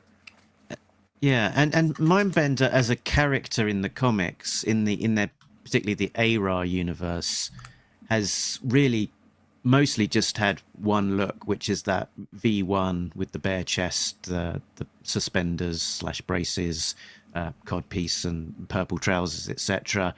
Towards the end of the run, when Mindbender returned from the death as a revived clone Mindbender, they did have briefly they used this battle core look, which is got these yellow and sort of purple accents and more futury, more cyborgy kind of and massive weapon sprue with the toy, of course, but I think not used a huge amount in the actual comic. Yeah, he shows up right around Transformers, right? The appearance. But I think that's right. I think you just said two ideas that are related and we can connect them. The only reason that Hama brought Mindbender back from the dead as a clone is because, surprise, he'd killed off the character and Hasbro had a new toy, and suddenly he needed to include the new toy. All right, so and then other versions of the character, just to mention as well. I've not prepared images for these. Include like the sort of lab coat kind of design that Devil's Due used a lot, which was made into a toy sort of during that kind of Venom versus Valor era. He's also had a look where he's in a kind of that I think it might be a purple winter coat that's sort of similar to kind of how he appeared in the Arctic in G.I. Joe the movie, that kind of thing. But in terms of ARAH outfits, it's certainly the were there a few issues in the 260s at IDW where did Dr. Venom's brain get put into Dr. Mindbender's body, and so Dr. Mindbender put on a wig, and sort of dressed up like Dr. Venom? That's right. Yeah. Yeah. Which, I mean, if you look at Dr. Venom's costume, it's not all that different from Dr. Mindbender's costume. Okay, so then we get this, it's actually Combat two tryout. Yeah. two plus pages of Hama letting Mindbender show us, the reader, his new skills. And it's a fun scene, and I do wonder about this page that we're looking at, where one of the blue ninjas fires a flamethrower at Mindbender, and he says, "Doesn't faze me." But in that panel where the flame is hitting him, he's not covering his face with his arm. He doesn't have his hand sort of in the way, and I thought, well, yeah, he's wearing like fire retardant clothing, but wouldn't his face have gotten a little burned or singed? I mean, his mustache, his eyebrows. But because Paul Pelletier's silhouette next to this whoosh sound effect clearly shows Mindbender walking forward, but not with an arm in front of his face. But I'll allow it. I understand what's happening, even if the panel doesn't exactly show it.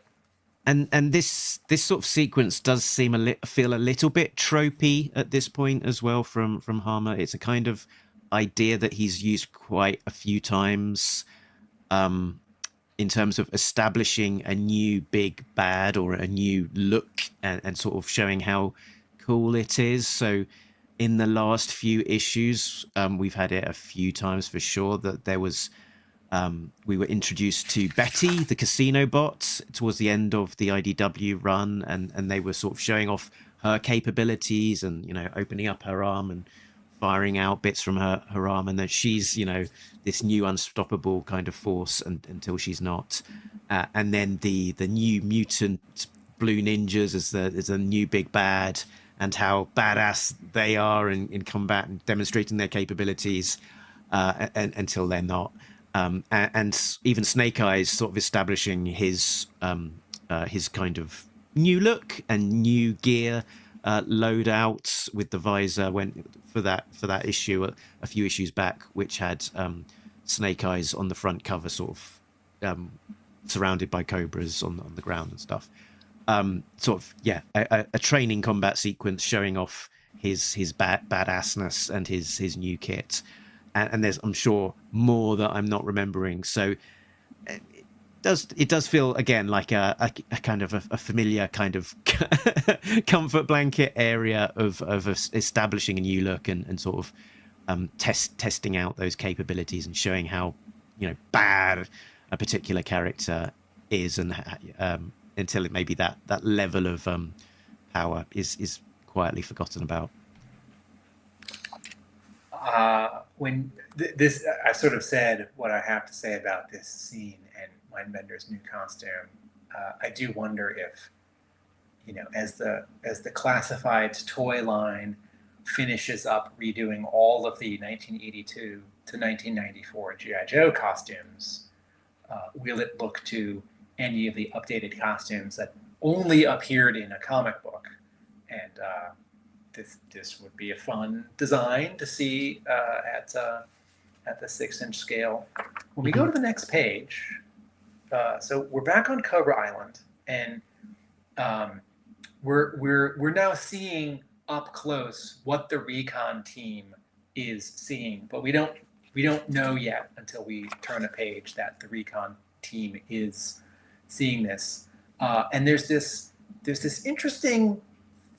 interesting things that are happening here. One is in writing and drawing and color, where in the first panel, right, this is page 12, is that right? In the first panel on this page, it says on Cobra Island, and you see the weird, scary sort of metal snake shape of Alpha 001.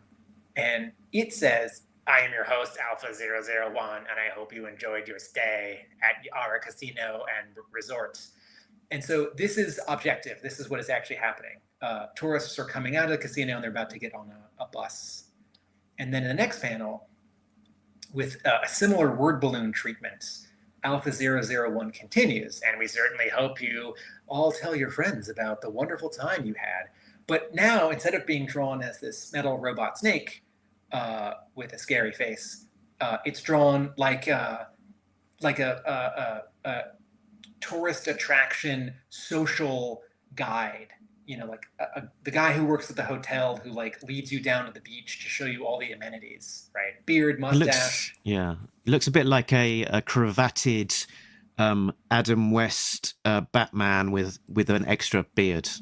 Bruce Wayne. Or Bruce Wayne. Bruce Wayne, yes. obviously. Yeah. This man looks like he works at a hotel that's in the warm weather, but he has this sort of glowing light aqua field around him, and he is sort of colored in these blue aqua tones. And in this second panel, everyone around him is in these pink tones. And so there are two sets of things happening here. One is that in the storytelling, we're switching back and forth between the objective reality of a giant metal snake telling these brainwashed people, cyborgs, that they're going to go home and things are nice. And then we have the subjective view of what they see. They're not seeing this scary robot snake. They're seeing this man, the social host, who's leading them back on the bus.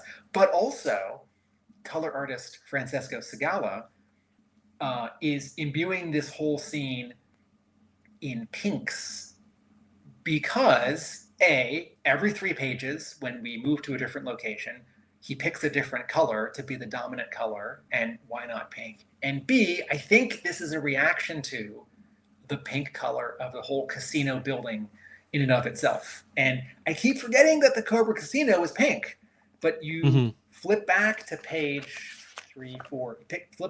5 of this issue, when the Joes have first put on their ghillie suits and are starting to get into position right at the tree line. Tree line's closer to the casino than I thought. Line of sight is better. And they're looking through binoculars and rifle scopes to see up close. And I keep forgetting, speaking of the color work of Jay Brown from the IDW run, I don't know if the color of the casino came from a Larry Hama plot from who drew the casino in the first place? Actually, was it? I'm picking up issue 287 by Billy Penn. I think it was Billy Penn introducing it, and then Gallant want to go full screen on me? Rounding it out. I think when we spoke to Billy, he said that he didn't really understand why they made it pink. Okay, so yes, the casino is being built in issue 287. And you know what? I'm going to interrupt myself. Folks, we keep referring to these final 15 or so issues of the IDW run. And if you don't have them and you want to buy them, did you know I own a comic book store? And we have many issues of A Real American Hero from the IDW run for sale, and more than one copy. So if you're listening to this episode right now and you're thinking, I've got some money to spend, I'm a G.I. Joe fan, I need to complete my run, maybe you can only get 5 issues or 10 issues or 30 issues, right? Maybe you can't afford 150 issues all at once. And we don't have all 150 from IDW. We are missing a few. But if you're thinking, well, by the time this episode's been out for a while, someone else will have contacted Hub Comics, Tim Finn's comic book store in Massachusetts, and they'll have done an informal mail order, or they'll convince Tim Finn to bring a couple issues from the IDW run to Joe Fest in Augusta. I couldn't possibly get those issues because they'll be gone. Folks, we have more than one copy of many of these issues, and you don't know till you ask. So send us an email or call the store. Okay, because I really do want to sell G.I. Joe comics to G.I. Joe fans who want G.I. Joe comics. Okay, end of interruption. So at the time, the pink casino seemed really garish and weird, but I'm kind of getting into it now. And in this scene, Francesco Segala uses the pink of the building as sort of the driving decision to, well, I'll just color all these tourists who are leaving the building in pinks, as if that's just not as if it's a light source, but kind of as if it's a light source. The way that, the Joes in the woods, that's all sort of green aqua, and the Joes in the recon team, that's all sort of, yellow and orange. And so what a funny opportunity that this weird color of this building presents. And then something really weird for a G.I. Joe comic happens. Mark? Wait. While we're still on this page, Okay. Tim, so the other interesting, you say, sort of, but like the objective reality of the giant slug Alpha 001 being viewed by the recon team as per the first panel, and the sort of, much more robot-y accents on his speech bubble. The second panel sort of shows a humanoid kind of character, which is how these casino goers are perceiving him, but also the speech bubble is rounded like a human voice as well, so that's a nice touch. It's not explicitly said, I don't think, about how he's achieving this, and maybe it's a combination of like hollow projector technology, but if the Joes aren't seeing that, maybe not. Possibly it's more of a mind control thing that all of these casino goers have gone through, a kind of a slight brainwashing and chips, right? If yeah, Mindbender, exactly. So he's able to influence what they're perceiving. Yes, he is transmitting something to their brains in the same way that Mindbender, both in this issue and in the last issue, there's this sort of subplot that Alpha 001 has put something inside Mindbender, not just to enhance him, but to control him. So then on page, I think it's 13, maybe Squishy, viewer Squishy says, the next page is mind-blowing, quite literally. And then the weirdest thing maybe to ever happen in a G.I. Joe happens, which is this lady, this tourist lady who's got a hat you'd wear at the beach and sunglasses and a leopard print beach dress. And she's got a wedding ring and her nails are painted and she's wearing lipstick and she's got earrings and she's very happy. And she says, "Oh, Mr. Alpha, everything." Oh, and there's another reminder of this difference between subjective and objective reality, right? These tourists think that this is Mr. Alpha, Richard Alpha or Jonathan Alpha or whatever it is. Not Alpha 001. "Oh, Mr. Alpha, everything about this resort is amazing. We're all going, we're going to tell all our friends." And then her head twists 180 degrees and also cocks backwards. You can tell her neck is definitely snapping. And she's vomiting what I can only describe as sort of the white foam when someone in a movie is like, sick or has rabies or has a drug overdose. Like she's a human foam fire extinguisher. And then we see it continue to happen from Dr. Mindbender's point of view on a screen as he's talking to Alpha 001, and it's happening over Alpha 001's shoulder in the distance as she's flailing. And I really want to read the sentence where Larry Hama in his plot is describing sort of what is happening and how it continues to happen for artist Paul Peleteier. And then one of the hostesses shoots her in the head with a, is it a laser? Is it a little rocket? I think it's a mini rocket, that's hidden away in her wrist. Foosh, whomp. And then Mr. Alpha, right, as they see it, says to the witnesses, the tourists who've just seen all this happen right in front of themselves, says, "You will all erase the last 2 minutes from your memories. Thank you." And she's in the background, on her knees, sort of slumped over with smoke coming out of her sort of neck stump. And then 1, 2, 3, 4, 5. This is page 14, panel 5. Here's why it's not as horrible and disgusting. It's just kind of weird and horrible. When we see it all in red through Helix's scope, and she says, "Are you clocking this, Malto?" the little bit of spine that's popping out of the neck of this resort person, Paul Peleteier has drawn it, and Tony Kordos has inked it like it's metal. And there's 2 wires coming out of it. And I thought, okay, a lot more of these people has been replaced by robot parts than just, one microchip implant.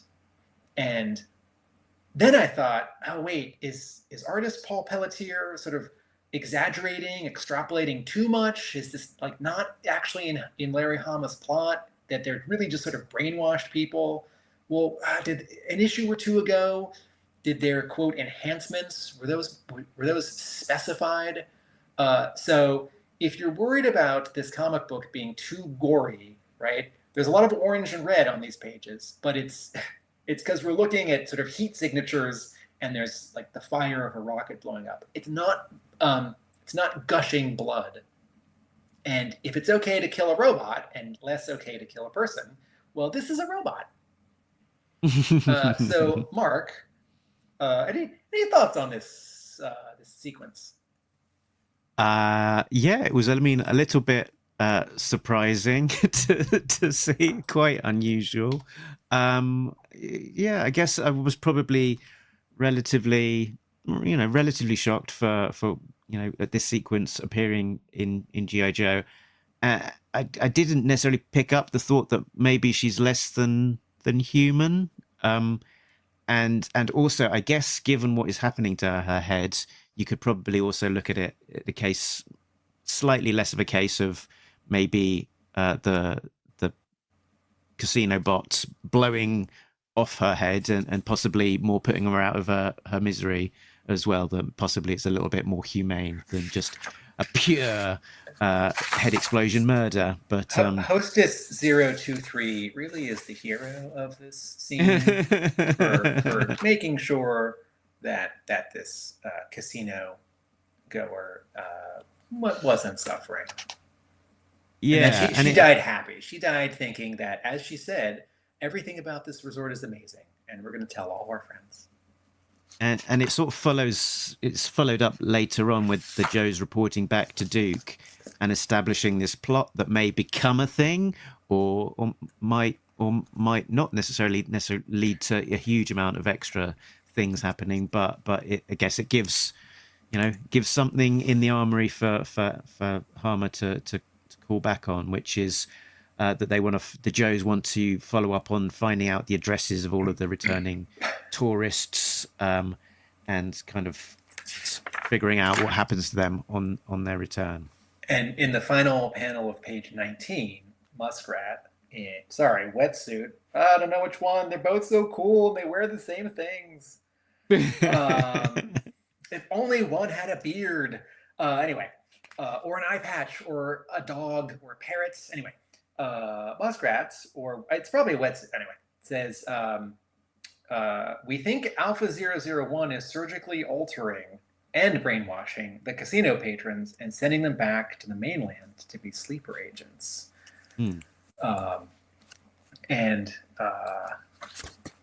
Okay, so let's talk about this. And it does say, to be fair, Duke, we've got Wetsuit reporting in from Cobra Island, yes. And then Duke says, "What's the wetsuit?" So, Hama is helping us to figure out who these people are when they are looking very similar. Good, thank you. And then I guess the other bit of the plot that we've not yet talked about is Cobra Commander and Destro in Scotland. So in Scotland. In the previous issue, we noted how forgiving the Baroness was of Cobra Commander's assassination attempt, and this awkward dinner that they had, and then this opportunity that she had to murder Cobra Commander.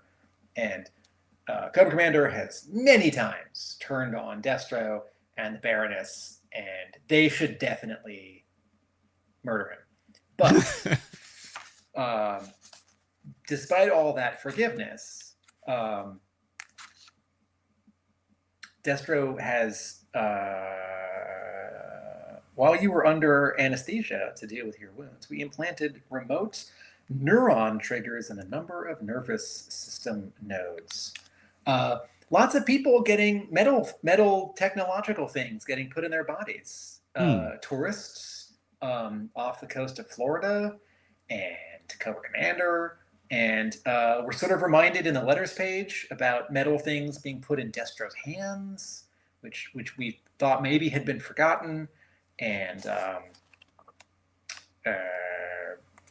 yeah, that's it. So we're seeing Cobra Commander. His costume is torn up a bit. We had noted in our discussion of issue 316 that Cobra Commander, having just been in this knockdown, drag-out fight with Destro, back in the States, looked okay. And creative consultant on this very series, Diana Davis, helped us out with a clarification in the comments that Cobra Commander, his eyeglasses were supposed to have a crack, but the color Francesco Segala, for all of my praise, didn't quite catch that. And so it just sort of looked like sort of reflection lines in the glasses, not an actual crack. I was really hoping we'd see a close up here and I could see some cracked John Lennon glasses on Cobra Commander. But anyway, so we do see he does have torn pants and holes in his trousers and in his beret even. Yeah, bottom left-hand panel. His trench coat is frayed and he's got a hole by his elbow. And so Hama checks in just for 2 pages with the Destro Cobra Commander Baroness plot, and but withholds a lot of information because Cobra Commander says the details of the deal you are proposing, Destro, unacceptable. I will not agree to it. And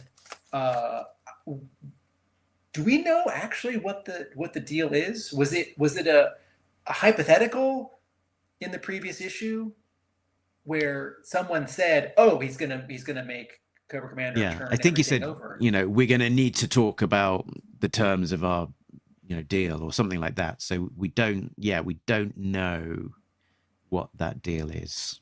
So Larry Hama either wants to hold it off for another issue, doesn't know what it is yet because he makes up this stuff as he goes along each page, figuring out what's happening on the page that he's on and not thinking so much about the next page or the pages after. And then the Baroness and Destro and we, the terrible bloodthirsty readers, we get some revenge. We get to see Cobra Commander have some comeuppance because he gets zapped. And then, as a contrast to this forgiveness that Destro, this patience and forgiveness that Destro and the Baroness exercised in the previous issue, it's played as a joke. It's played for humor. That we get to really enjoy. Hama wants us to enjoy Cobra Commander's extreme discomfort and Destro pushing this button and electrifying, right? Not electrocuting. Electrocuting means to kill by electrical shock, right? It's sort of like the difference between like murder and like shoot, right? Sometimes people misuse the word electrocute, and I want to push back on that. If you rub a blanket and then like touch your elbow or your couch and you get an electric shock, you have not been electrocuted. Okay.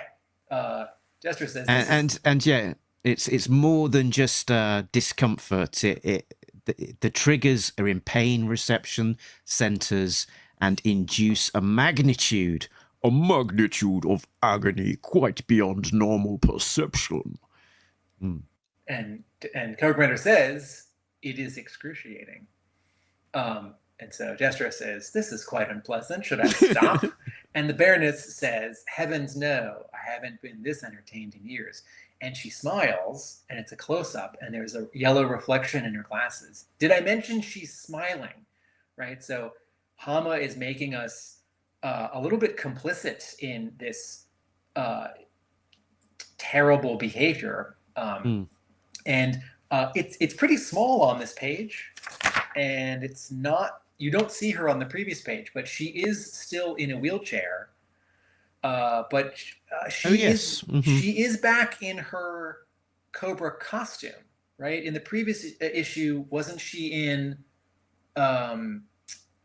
just a bathrobe or a Right. surgical gown, or just civilian clothes? All right, and so part of why I don't want to overuse this term. I think it's both helpful and a little. It can be lazy, but like transition issue.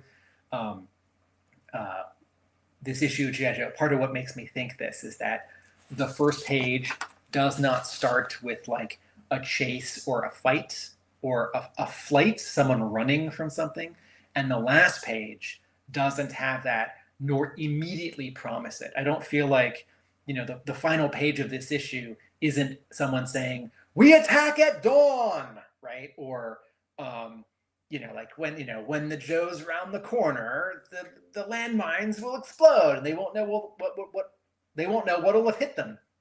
What happens on this final page is the recon team has a phone call with the Joes back at HQ, and they hang up because they finished their call. Roger that. Yeah, it's quite abrupt. It doesn't have that sort of cliffhanger elements that you would typically expect to see as on a last panel. So you mean both as sort of a G.I. Joe comic or maybe any comic? Yeah, possibly. Yeah, any comic, but particularly G.I. Joe, where we, I think, have come to expect it of a G.I. Joe comic, that you're kind of left on the edge of your seats, wanting to know exactly what happens next, and you don't have that immediate tantalization of like, oh, I just want to turn the page and find out the next thing. It's like, click, okay, maybe they're going to go for a coffee and talk about that weird phone call. As a thought exercise, everyone, imagine if in the second to last panel, Duke and Stalker say, "Be on alert," and Stalker says, "You're undercover. That's extra stressful." Imagine if this final panel were Scarlet in her disguise, looking over her shoulder, saying, "Roger that. Oh no." Or, "Roger that. Wait, the signals ... So I hesitate to make a suggestion. Well, Larry Hama should do this, or Larry Hama should have done this, right? Not my job. I will do that with the art and color. But that can be sort of cheap. That can be artificial. That can create more problems, because then in the next issue, when it comes time to write 318, Hama thinks, all right, well, what was it that caught Scarlet's attention, or what's the problem in this suburban house? And if it's like not, if it doesn't follow through on the promise, if it's something like, Sean in the wheelchair bumped into a lamp and like the lamp fell over and shattered, that's dumb or disappointing. Or sort of that might, if it's like Monty comes back and he's got a pistol, right, and he's like, "I know who you are." It's like, well, that's artificial. That's too fast. But just as a thought exercise, part of why I'm thinking about this is that I have been reading The Walking Dead Deluxe, which is this color reprinting of The Walking Dead, and an issue comes out every 2 weeks. So it's reprinting all of The Walking Dead, but much faster. And did I mention it's in color? And lots of people are reading lots of comics. There's not necessarily a lot to compare the G.I. Joe monthly and Walking Dead, except that they're both from Skybound. And in every issue of The Walking Dead Deluxe, in the back pages, Kirkman shows his original handwritten plot for that issue, and then has a page of commentary on what changed between his actual plot and then the issue as drawn and scripted. And because it's these two Skybound books that are both like long running, and because I've been thinking about sort of Robert Kirkman as a writer who sometimes writes really amazing cliffhangers and sometimes just has a comic sort of end, and it's more for the trade paperback where he's going to put these 6 issues in a row and there are not chapter or cover breaks from the end of one issue to the next. And it really is just the next moment when the first panel of the next issue, the next chapter, shows up in front of you. Sometimes we get amazing cliffhangers at the end of G.I. Joe, and sometimes we don't. And I would like them more often than not, but I also think that there's enough intrigue in this issue that I don't, or think about a writer like Brian K. Vaughan, who wrote Why the Last Man and Ex Machina and is co-writing Saga. And Brian K. Vaughan is a real expert at, tiny cliffhangers every page, a big cliffhanger every issue, and then a heartbreaking, gasp-inducing cliffhanger every 6 issues. And I think a few readers out there may feel like it's sort of overdone. That since there's going to be some cliffhanger as you're getting to the second to last page, you're starting to say all right, here we go. What's it going to be? Who's in trouble? Who's about to die? Right? What did they forget? Who's lost? Turn the page. Should we talk about the great letter in the back of this issue?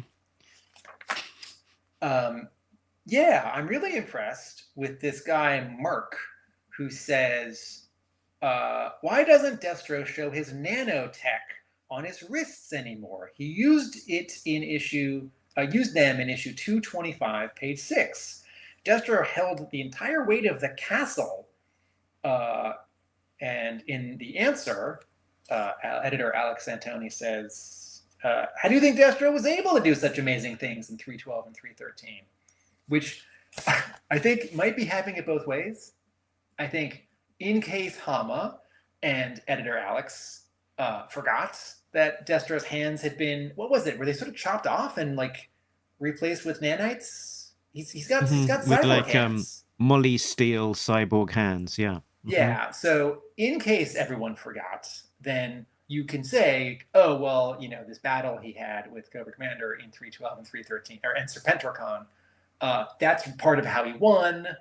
And if Hama never forgot and was writing those fights in 312 and 313, knowing that Destro had these enhancements, but didn't call it out, then, readers from 10 years earlier could say, well, yeah. That's the letter you were talking about, Mark, right? Yeah, I was thinking of a particularly great letter by a guy called Mark, but it wasn't specifically that one. It was actually a different letter by a different Mark. I think we've seen him in the pages of the letter column before. Mark, would you like to read this letter out loud? I think I would. Okay.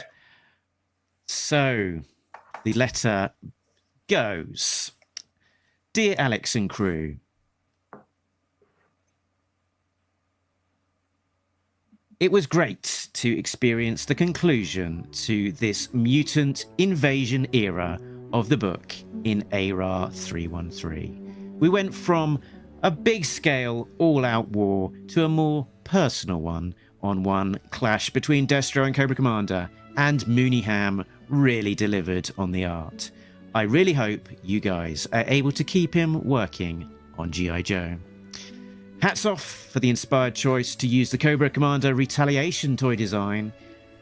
Joe has such a rich history in number of both characters and different versions of those characters, so it is always fun to see a lesser-known version getting some time to shine. I'm on the edge of my seat to see where the story will take us next. I hope we will be able to see a bit more from characters' plots that have been on the back burner, such as the mystery of Sherlock and Alcabra, or what's happening with characters we've not seen for a few issues, like Laura and Sean Collins. With Serpentor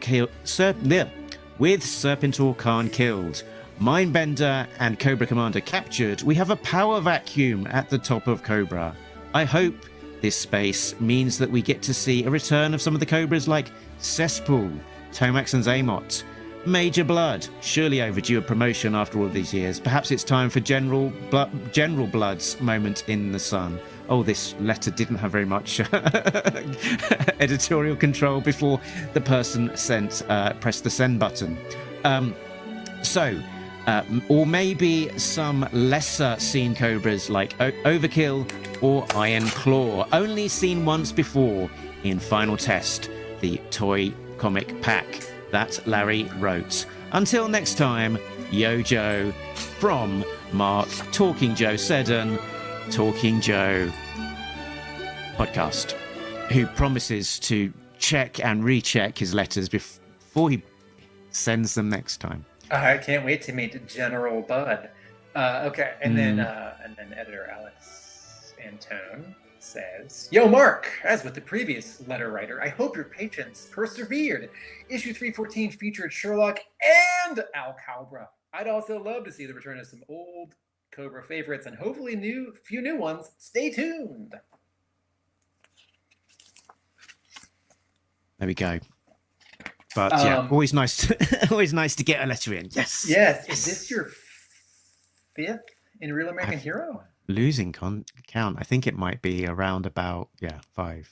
That's great. And then you had 1 or 2 in Energon Universe? I think it might only just be 1 in Energon Universe so far, but I'm not writing quite as frequently to the Energon Universe one.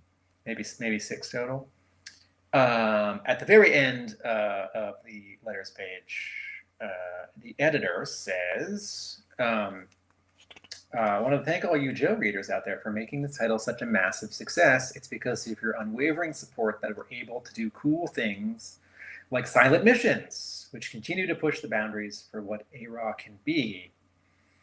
And based on the feedback what we received was many folks' first exposure to A Real American Hero." And I want to spend a minute on this because I had said earlier in this episode, I doubt issue 317 is a lot of people's first issue of G.I. Joe. But that's a dumb guess. That might be wrong. And, that's me taking for granted that I have been reading this book since 1989 and assuming that, well, only people who, know G.I. Joe and like G.I. Joe are getting into G.I. Joe. But funny story, 2 months ago, my cousin texted me and said that her daughter, which is my first cousin once removed, do I have any graphic novels that I could donate? Because her daughter was doing a school play and they needed props. And the school play was set at a comic convention. And I thought, I don't know how much I can give you. How big is this? How big is the set? And she said, well, it's a bunch of students doing 6-minute plays. So, and it's all being sort of assembled in front of the audience, sort of, 6-minute play, take everything down, put up the next stuff, 6-minute play. And I thought, okay, I don't exactly know what this is, but that's a sort of pretty small scale.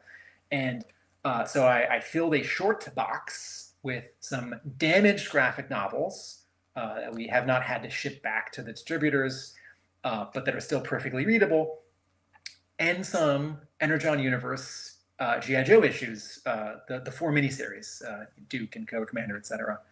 Because we've got some extras, and I thought, wouldn't it be funny if some is it 8th grade? I think she's in 8th grade.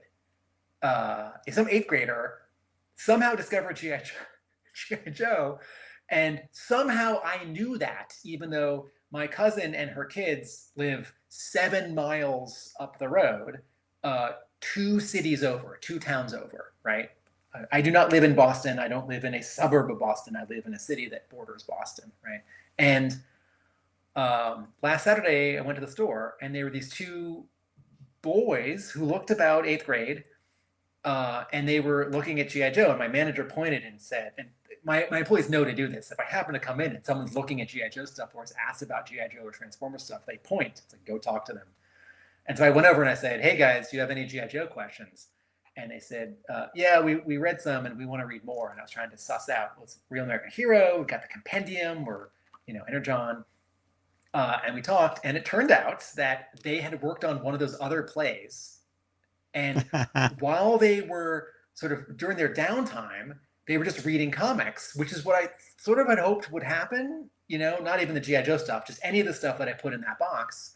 Because it was, 24 like damaged graphic novels that we can't sell, but that are perfectly readable, like, a bent cover. And they said, and we're here to buy a birthday present for our friend, which means a classmate.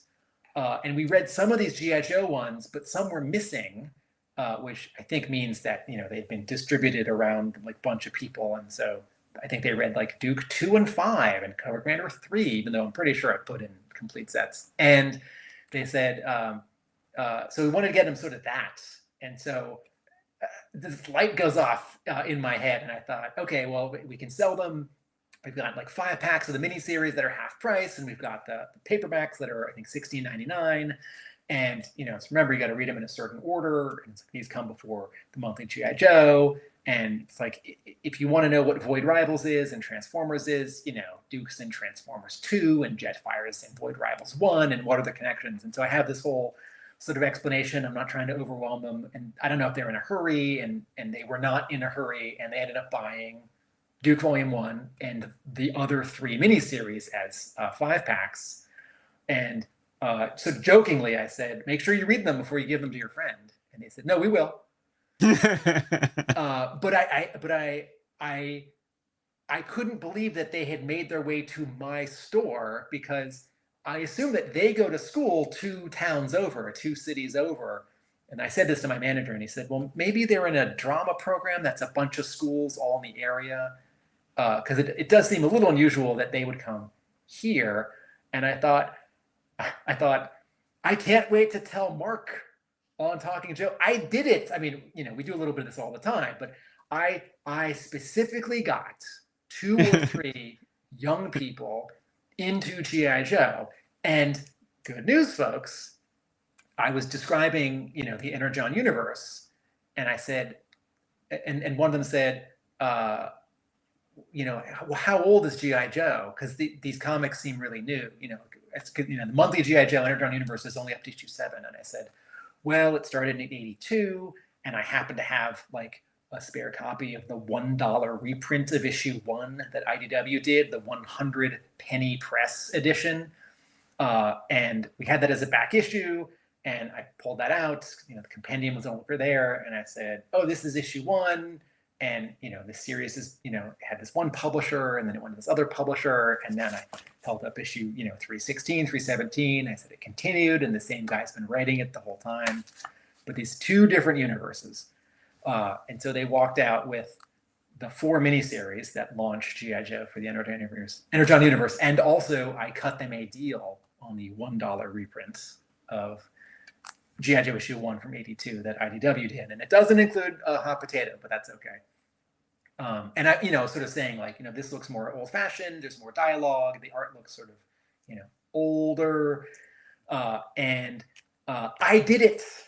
I got 2 or 3 older boys, young men, into G.I. Joe. This wasn't like a 20-year-old. It was like, yeah, I know the movies. These kids did not know what G.I. Joe was, and their first exposure was the Energon universe. So Amazing. So a little pat on the back for me, and a big pat on the back to Skybound for, like, once again, making really good comics and making them accessible. But just to go back to this note at the end of the letters page in issue 317, thanks, Greg. Greg says, "Mission accomplished, Tim," in the comments. You're welcome. I'm just thinking, sort of, in the aftermath of you going to a convention like Joe Fest or Codename Iowa or one of these, Assembly Required in Iowa, and the person in the hotel room staying after you, sort of just opening the drawer and finding a copy of G.I. Joe comics and being converted. There are, sometimes it was some famous comics artist hid sketches at a convention like San Diego around the hotel, and aren't the guys who were doing Call Sign Longbow? They're hiding some like challenge coins at Joe Fest or the DFW G.I. Joe show, and if you bring it to their booth, they'll give you an action figure. It would be fun to hide G.I. Joe comics at a G.I. Joe comics convention, G.I. Joe convention. But I just want to point out that, and then earlier in the letters page, editor Alex says, no plans for a second Real American Hero book, like special missions. Although, as you saw with Silent Missions, we think the market can support some additional ARAH content if we have something cool enough. And so taking these two comments together, it seems like Silent Missions was a success, right? This is not like promising more Silent Missions, right? We're decidedly not getting a second monthly, G.I. Joe book, because there already are two. There's the Energon universe and there's Real American Hero. But I think there's a tone to letters page responses when a book is in trouble. Like, tell your friends, be sure to write letters. And there's a tone when a book is doing well, like, we're doing well. Thanks, everyone, for supporting us. And I think G.I. Joe is doing well. But, everyone who's listening, you can do your part. Go get that nice newsprint reprints of Silent Interlude at your local comic book store and lend it to someone who kind of remembers G.I. Joe, or, lend them your Duke miniseries, or, give them 316 and 317 and say, I want you for Cobra Army. Or, maybe you're like giving them a toy for their birthday, or, like a DVD. That's not a good example. No one buys DVDs anymore except for me. DVD of one of the live action movies, the animated movie. I don't know. Right. I like getting a little peek behind the curtain that things are going okay at Skybound for G.I. Joe, because during the entire IDW run, I had a feeling that things were going only okay in terms of sales. Yeah, or possibly at times slightly less than okay, but or a little bit like that. But it did last 150 issues, so yeah. I think anecdotally we're sort of hearing that it sort of had peaks and troughs, but it sort of was beginning to kind of grow a little bit towards the back end of. Let's have a scan ahead to what's coming up in the world of G.I. Joe. So G.I. Joe number 8 from Skybound in the Energon universe is out June 18th, not too far away. We think that's still accurate, even though issue 7 was a week late. Well, the last time we checked, it hadn't been delayed, so that was this time last week. We checked; it was still showing June 18th. So, yeah, do feel free to check in the background. All right, yes, the Image Comics website still has June 18th for Energon Universe G.I. Joe number 8. Void Rivals continues. June 25th is the next issue there. I think that's issue 20. And we've obviously got the G.I. Joe Pythona story continuing in there, so to a bigger or lesser degree. We've also got Transformers continuing.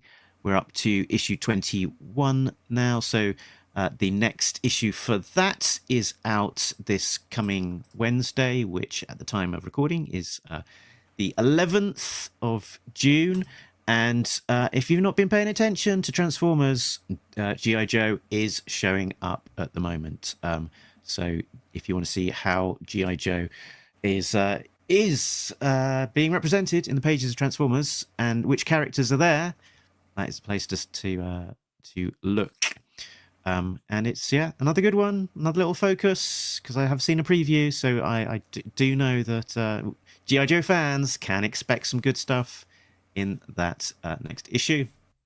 And then for those of you that are collecting the trades, G.I. Joe Real American Hero Volume 3, collecting the third arc, let's call it, the second stint from Chris Mooneyham, along with the issue that Andrew Cronky did, is out on June the 18th as well. And there's two versions of that cover, one Destro versus Cobra Commander, and The second one being a Cobra Commander solo image, which I believe is a reuse of a trading card image that Chris Mooneyham created for the compendium set. And then the Codename G.I. Joe Codename G.I. Joe Book 1 hardcover, which collects the Duke miniseries and the Cobra Commander miniseries from Skybound in the Energon universe, plus the Free Comic Book Day 2024 story. I believe that is also going back to a previous date. I think that's June 11th. My store got it early. We can't sell it yet, but we got it early.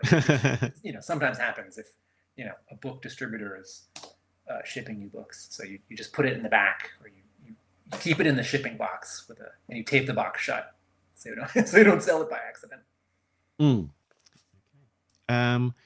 And then, of course,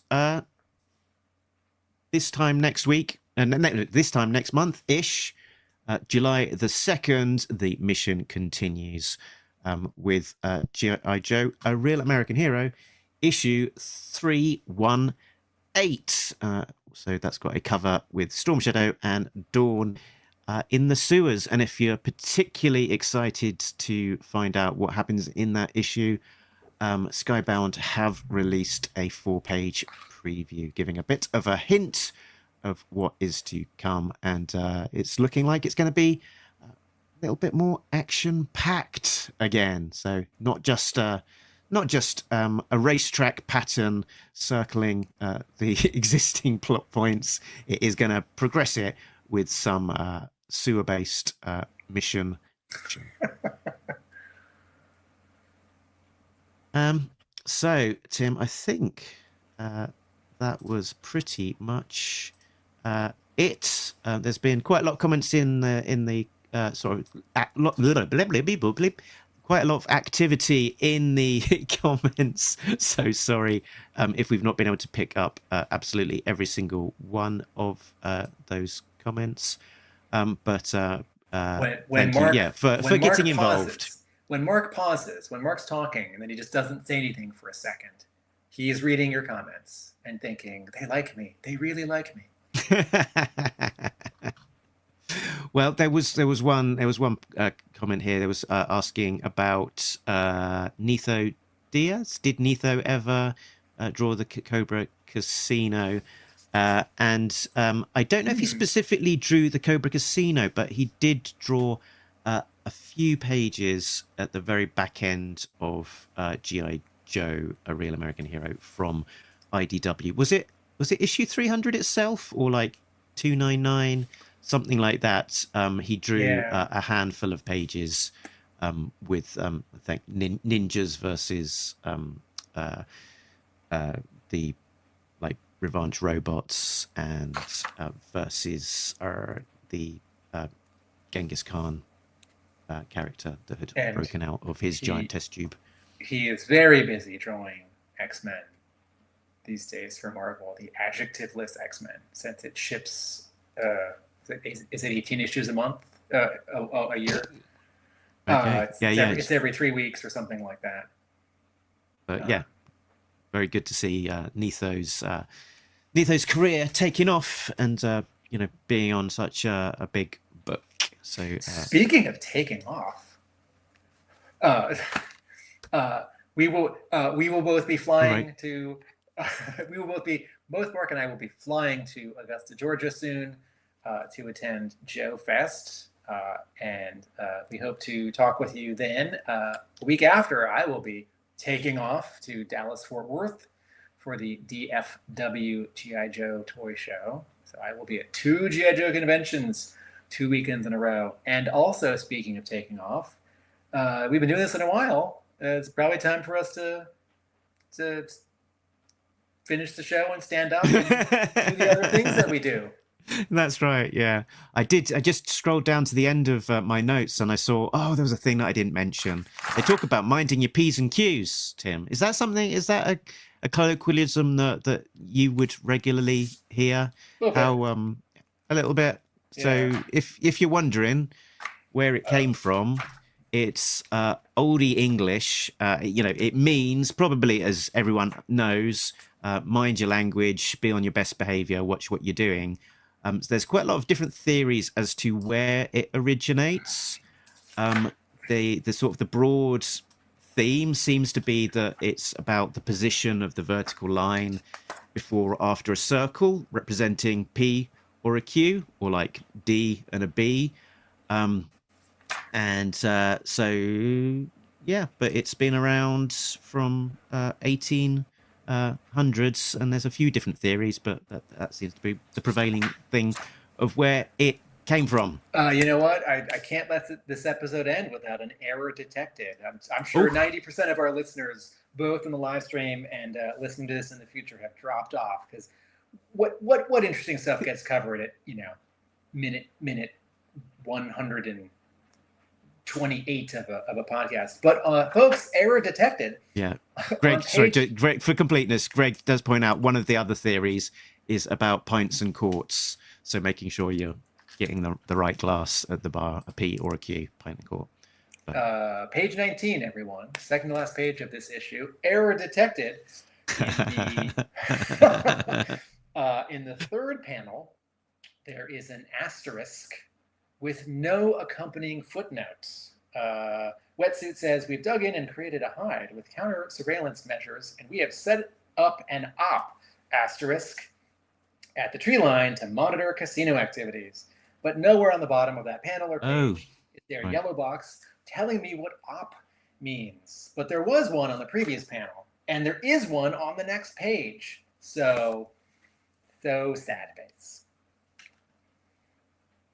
But I think I can understand from the context. So yeah, I mean, an op would, I guess. Right, okay. You'd expect to be operation, but Diana here. Oh, observation. Filling in the asterisks. Creative consultant Diana Davis swoops in at the very end of the episode to satisfy my curiosity and offer an explanation. Observation post. OP. Okay, so it wouldn't be. So I said it wrong. And we have set up an OP, not we have set up an op. Cool. Yeah. Well, yeah. I guess just operation also works, but yeah, in the context of wanting to have it explained. I just minded my O and my P. Nobody beats Talking Joe, and we're done. Yeah, exactly. So, Tim, where can you be found when you're not talking to me about all things G.I. Joe? YouTube at Atomic Abe for fascinating video essays. My brick and mortar comic book store, Hub Comics, which has back issues of G.I. Joe, and my blog, arealamericanbook.com. Very good. You can find out more about us at the website, which has links to all of the places. talkingjoe.co.uk is that website. You can find links to Facebook, Twitter, Instagram, also buttons to get in contact with us, leave us a message, etc. We are also on Patreon, patreon.com/ oops. Oh dear, I did that bit too early.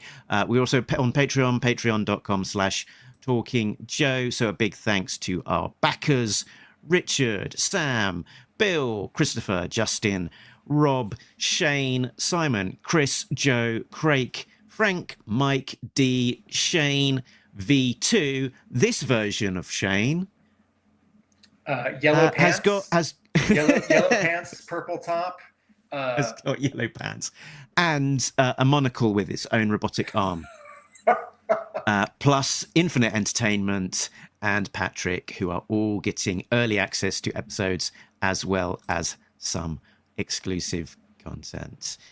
But as we fade away until we come back the next time around, please just leave us, Tim, with a particularly profound and important closing message.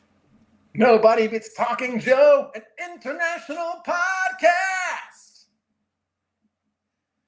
Laters.